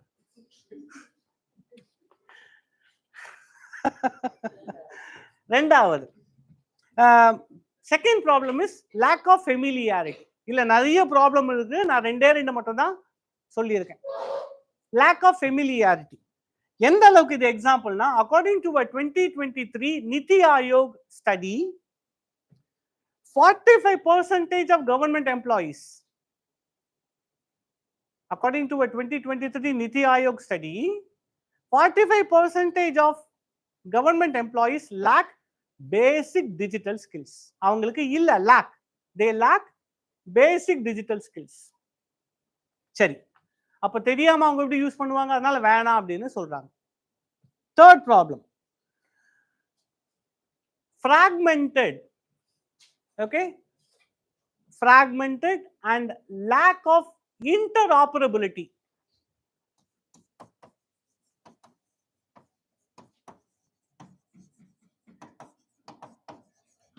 fragmented and lack of interoperability. For example, இதுக்கு எக்ஸாம்பிள் மட்டும் நம்ம சொல்லிடலாம். இப்போ அதாவது ஒரு மினிஸ்ட்ரியில இருக்கக்கூடிய டேட்டா ஒரு சிஸ்டம் அண்ட் ஒரு ஆப்போ ஒரு ஐடியால இருக்கிறத இன்னொரு மினிஸ்ட்ரிக்கு நம்ம இன்டர்சேஞ்ச் பண்ண முடியல. Because this is designed and constructed in one platform, the other is designed and constructed in another framework. இப்போ இங்க இருக்கிற டேட்டாவை அங்க யூஸ் பண்ண முடியாம போகுது, அங்க இருக்கிறத மத்த இடத்துல யூஸ் பண்ண முடியாம போகுது. This is called as lack of interoperability. That's the third problem. Fourth problem, public administration இந்த டிஜிட்டல் இன்டிகிரேஷன் பண்றதுக்கு நாலாவது முக்கியமான காரணம் என்னன்னா fears of cyber security. ஏன்னா digital technology vanditale cyber security becomes an important concern. Next, digital divide. The next major problem, digital divide. The next problem, gaps in adoption. Gaps in adoption. அதாவது எந்த ஸ்டேட்ல அதாவது இந்த public அட்மினிஸ்ட்ரேஷன்ல இந்த Indian அட்மினிஸ்ட்ரேஷன்ல இந்த technology நம்ம integrate பண்ணணும்னா எல்லா ஸ்டேட்லயும் ஓரளவுக்கு யூனிஃபார்மா இருக்கணுமா இல்லையா? But not all states are uniform in terms of this integration. Whereas it is quite possible with the Karnataka, Tamil Nadu, it is extremely near to impossible with the Bihar. So அதனால இந்த gap இருக்கு இல்லையா? So that's the sixth problem. And the last but not the least is low level of citizen engagement and trust. Low level of citizen engagement and trust. அப்போ மக்களுக்கு பொது யூசுவலாக இதுக்கு மேல அவ்வளவு பெரிய நம்பிக்கை கிடையாது. அப்போ இதனால இந்த ஆபீசர்ஸ் என்ன பண்ணிடுறாங்கன்னா, லோக்கல் ஆபீசர்ஸ் என்ன பண்றாங்கன்னா, they run parallel manual systems because people lack trust. So they run parallel manual systems. இதுதான் problem, which does not help in the integration. இந்த இன்டகிரேஷன் நடக்காத இருக்கிறதுக்கு காரணம் என்னன்னா, parallel system also runs. Parallel manual systems, I'm sorry, நான் அதை சொன்னான்னு தெரியல. parallel manual systems அதை பண்ண தனியா ரெக்கார்ட் தனியா நோட் புக்ல பண்ற மாதிரி. சரி, keeping this in mind, what could be the strategy for adaptive governance? Question பார்க்கணும். Propose a strategy for adaptive governance in the digital era. அதாவது கவர்னன்ஸ் இந்த டிஜிட்டல் எரால எப்படி அடாப்டிவா மாற முடியும்? What needs to be done? Let's see that.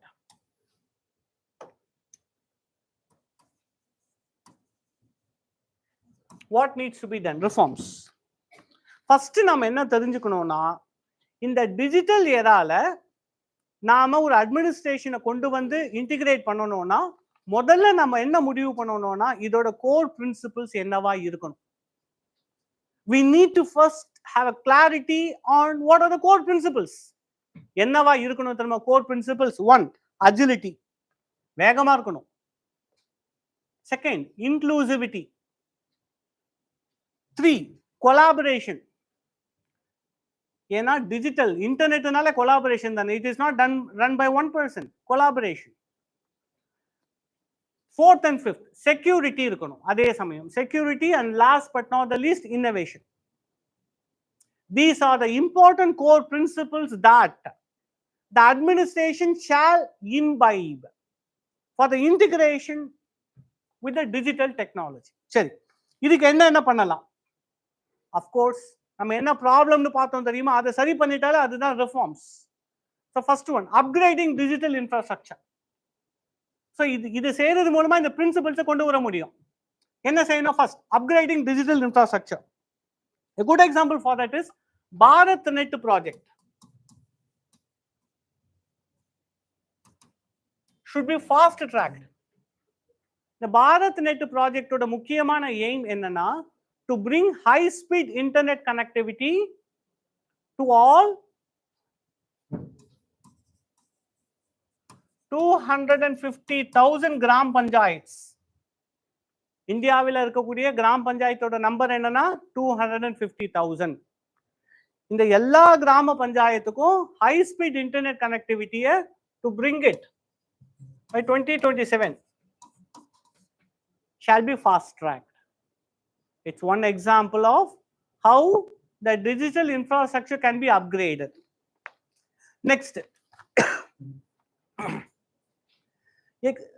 there's a need to experiment. We need to experiment. So there's a need to experiment on cloud-based government services. There's a need to experiment on cloud-based government services.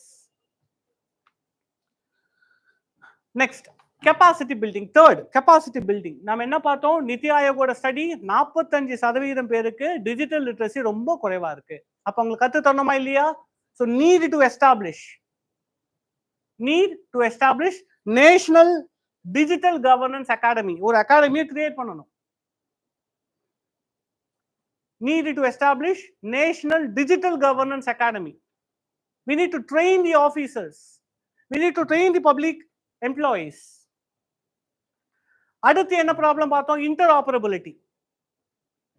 So இன்டர்ஆப்பரபிலிட்டி எப்படி கொண்டு வரணும்னா, in fact nowadays most of the banking apps that you use or other apps that requires your identification, it automatically recognizes your Aadhaar ID.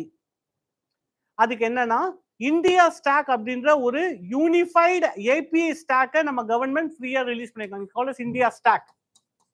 It's freely available.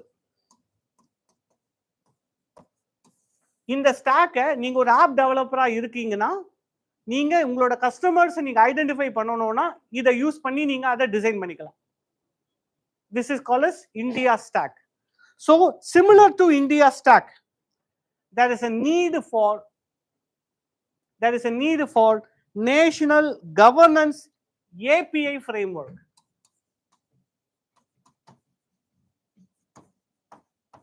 National Governance API, Application Programming Interface அப்படின்னு சொல்லுவாங்க API.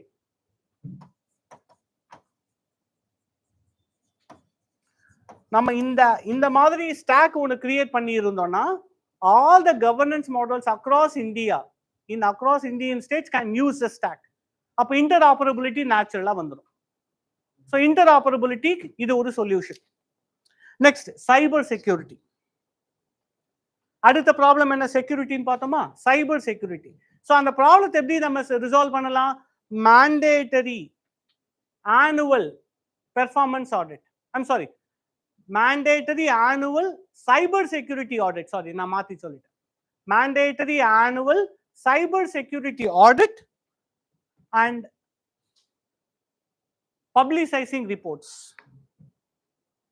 Last but not the least, இந்த integration எப்படி இருக்கணும்னா citizen சென்ட்ரிக்கா இருக்கணும். Citizen சென்ட்ரிக்கா என்ன செய்யணும்? What can we do? ஒரு இன்டிகிரேஷன் பண்ணணும். Digital technology we need to bring it into bureaucracy. என்ன செய்யணும்னா, of course it has to be citizen centric. How can we make it citizen centric? Making it available in all 22 languages, not only in Hindi. Okay, services available in all 22 languages. Next என்ன பண்ணணும்?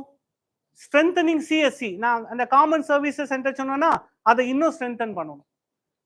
That will make more citizen centric.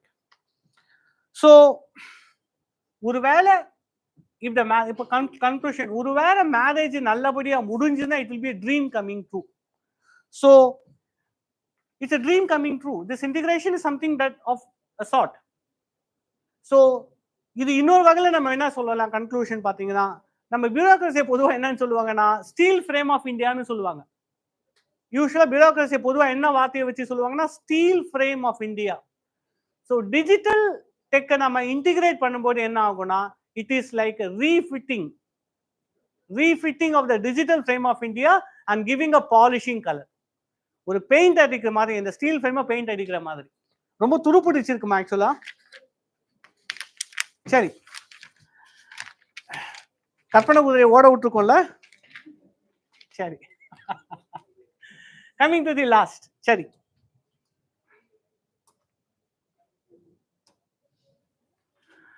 examine why hyper transparency can cause bureaucratic resistance in India. Suggest ways to align it with the policy implementation. You think transparency is good? Of course it is good. எவ்வளோ பர்ஸ்ல எவ்வளோ காசு வச்சிருக்கீங்க தம்பி? இல்ல அவங்க வந்து cashless transaction. GPay அதான் cashless transaction. Okay, கேள்விப்பட்டேன். ஐ ஹர்ட் மா your account is daily credited from Singapore அப்படின்னு கேள்விப்பட்டேன். ஸோ அதனால கேஷ்லெஸ் தான் sir. Okay, so here they are asking about what is called as hyper transparency. So hyper transparency can cause bureaucratic resistance in India. They are asking why. ஏன் இந்த hyper transparency இந்த resistance உருவாக்குறாங்க அப்படின்றத கேட்குறாங்க. First, what is this hyper transparency means? ஏன்னா இது வந்து யூனிக்கா இப்போ அதிகமா புழக்கத்தில் இருக்கக்கூடிய ஒரு வார்த்தை. ஸோ இந்த ஹைப்பர் டிரான்ஸ்பரன்சினா என்ன அப்படின்னா, ஃபுல்லி ஓப்பன், அதாவது making the government processes and the decision making.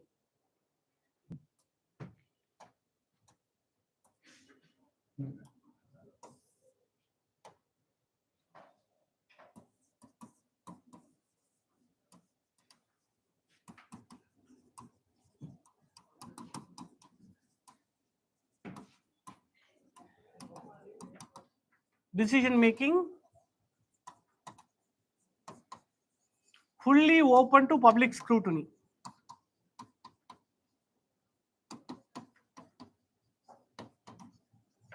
Now this is called as hyper transparency.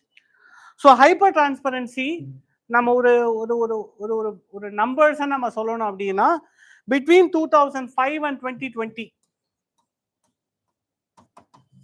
ஏன் 2005 சொல்றேன்னா அப்பதான் ஆர்டிஐ பிறந்தாங்க. That was the time of its enactment. So between 2005 and 2020 there have been 24 million RTI applications.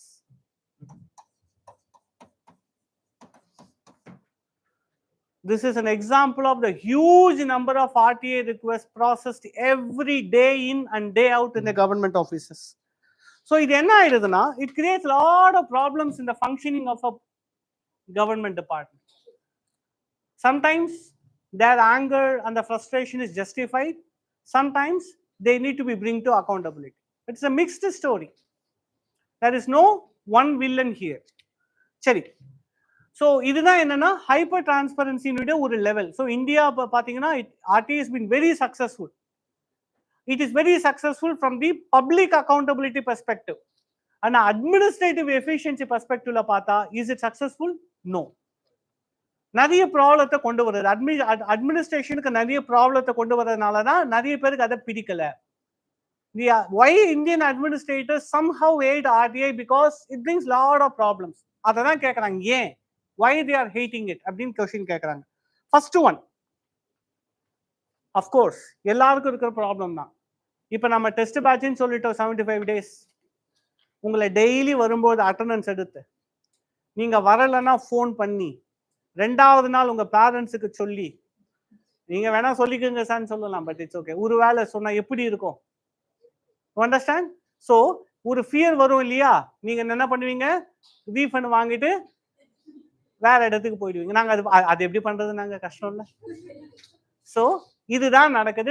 Hyper டிரான்ஸ்பரன்சில இதுதான் நடக்குது. So first problem என்ன தெரியுமா? அதிகமா ஒருத்தவங்க டீட்டெயில்ஸை கேட்டா அடுத்து ஏதோ கேள்வி கேட்க போறான்னு அர்த்தம். So fear of accountability and scrutiny. இதுதான் ஃபர்ஸ்ட் விஷயம். fear of accountability and scrutiny. இதுக்கு முக்கியமான ஃபியர். ஏன் இந்த ஃபியர் வருது நீங்க கேட்கலாம். why the administrators are fear about this transparency na? Imagine they are strongly rooted in colonial era tradition. Very strongly rooted in colonial era traditions. அது என்ன sir colonial era tradition? ரெண்டு விஷயம் வருதுங்க. நான் முன்னாடி சொன்னதில்ல, இது வேற. They have immense discretionary powers. ஏகப்பட்ட பவர் இருக்கு. And very limited oversight. அவங்களுக்கு கேள்வி கேட்க ஆள் இல்லை. புரியுதா உங்களுக்கு? இந்த சீனியர் ஆபீசர்ஸ், நீங்க குரூப் 1 குரூப் 2லாம் விட்டுருங்க. Once you become IAS officers, you have a lot of group 1 கூட AD லாம் போனீங்கன்னா you have lot of power. Assistant director லாம் போனா you have lot of power. You have immense discretionary powers and a limited oversight. இது இப்போ இந்த நேரத்துல யாராவது கேள்வி கேட்டா உங்களுக்கு பிடிக்குமா? எனக்கு நிறைய பவர் இருக்கு, என்ன யாரும் பார்க்கல கேட்கல, இப்போ வந்து யாராவது கேள்வி கேட்டா வாட் வுட் யூ ஃபீல்? நீ யாரா என்ன கேள்வி கேட்கறதுக்கு? So they don't like this questioning thing. Imagine, இது எப்படி தெரியுமா இருக்கு? உங்களுக்கு F1 காரை தந்துட்டேன். I've given you F1 car. F1 இல்லையா, one of the fastest car. ஆனா ஸ்பீட் லிமிட் 50 கிலோமீட்டர்ஸ் தான். எப்படி இருக்கும்? You wouldn't like that scenario. அந்த சினாரியோவே பிடிக்காது இல்லையா? வேகமா போலாம், ஆனா உங்களுக்கு போக விடல. RTA டிரான்ஸ்பரன்சின்றது அதுதான். You given you lot of powers, but I don't allow you to go fast. So this is the fear. இந்த ஃபியர் அண்ட் த ஸ்க்ரூட்டனி இதுதான். ஸோ இது என்ன ஆயிடுது அப்படின்னா, higher high levels of transparency often leads to public scrutiny. கேள்வி இல்ல, scrutiny. It leads to public scrutiny.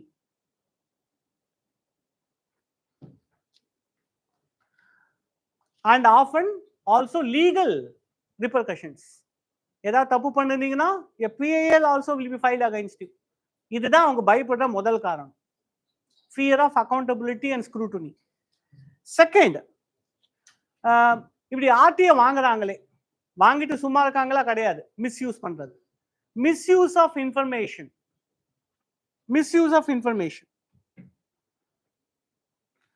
இது எந்த அளவுக்கு மிஸ்யூஸ் பண்ணுவாங்கன்னா, இப்ப எல்லாம்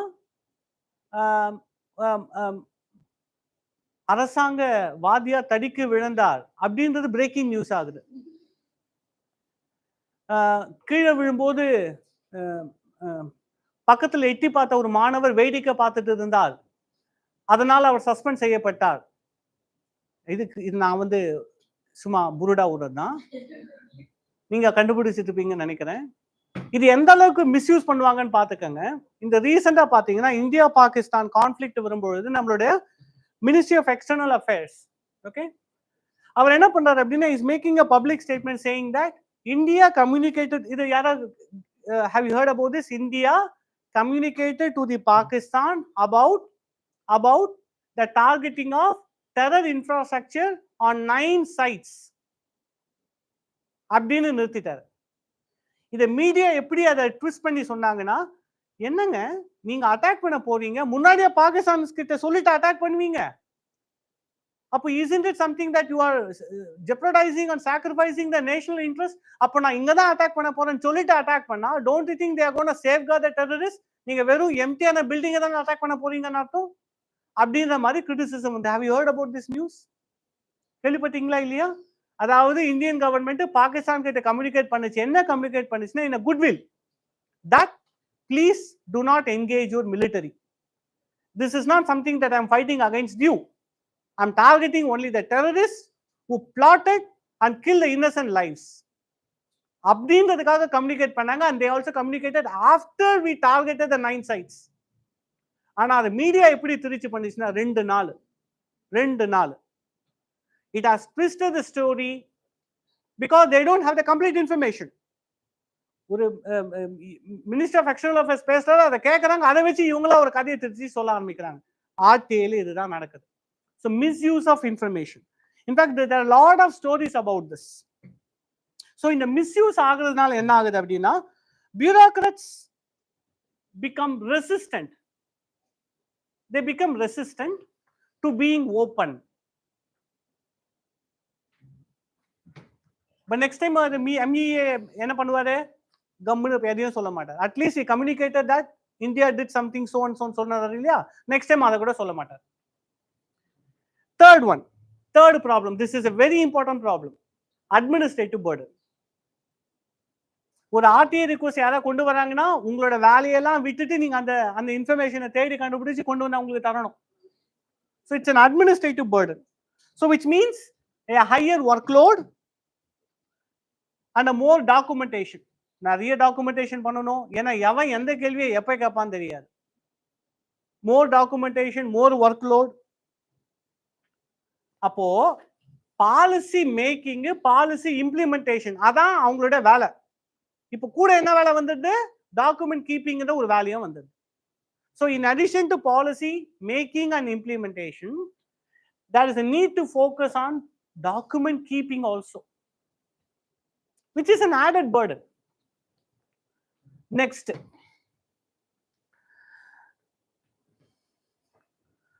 cultural resistance to change. Cultural resistance to change. Last question கேட்டிருக்காங்க, இதை எப்படி நம்ம மாத்தலாம்? What are the strategies? Okay, நம்மளுக்கு டிரான்ஸ்பரன்சி தான் வேணும், ஹைப்பர் டிரான்ஸ்பரன்சி இருக்கக்கூடாது. That is why they hate that. So என்ன பண்ணணும்? We need calibrated transparency. We don't need hyper transparency.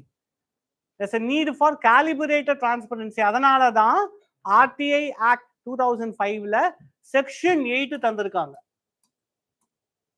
You know what Section 8 deals about? Exemptions. எந்த டைம்லலாம் RTI நீங்க கேட்க முடியாதுன்ற எக்ஸம்ஷன் தந்திருக்காங்க. அதனால தான் இன்ஃபர்மேஷனை டிரான்ஸ்பரண்டா ரிவீல் பண்ணணும்னு சொல்ற RTIயே எக்ஸம்ஷன்ஸ் தந்திருக்காங்க. இதுதான் calibration. So there has to be a need for a calibrated transparency, not a hyper transparency. ரெண்டாவது, எல்லா டேட்டாவையும் ரிவீல் பண்ணணும்னு அவசியம் இல்லை. The government has to reveal curated data. The government has to reveal curated data on platforms such as MyGov, Umang. The MyGov, Woman மாதிரியான பிளாட்ஃபார்ம்ல curated data விட்டா போதும். They don't have to give the entire details. Next, capacity building. Capacity building. அதாவது என்ன பண்ணணும் அப்படின்னா, training public officials, அதுதான் capacity பில்டிங்னு சொல்றோம். ஸோ இதுதான் முக்கியமான important reforms we can bring. மற்ற ரிஃபார்ம்ஸ் எல்லாமே உங்களுடைய ஆன்சர் புக்லெட்லயே இருக்கும், அதை பார்த்துக்கோங்க. So anything which is hyper is not normal, right? Hyper emotional, okay? Hyper strong, hyper control. In the hyper nale hyper tension. So hyper is not normal. And it is same applicable for transparency also. So hyper transparency is not normal. First நம்ம அதை execute பண்ணிடணும். It is not a normal phenomenon, but a transparency, okay, with public interest at the heart. Transparency with the public interest at heart will be the need of the hour. So with that we come to the end of this discussion. So I just would like to want a kind of a review from you guys. Nama usually kunja time extra agudhu illaya, that's usual with me. You guys okay with this or illa romba short ah question mattum na structure solittu poidala nenikiringa? Manage panna mudiyum illaya? Okay, see you guys tomorrow.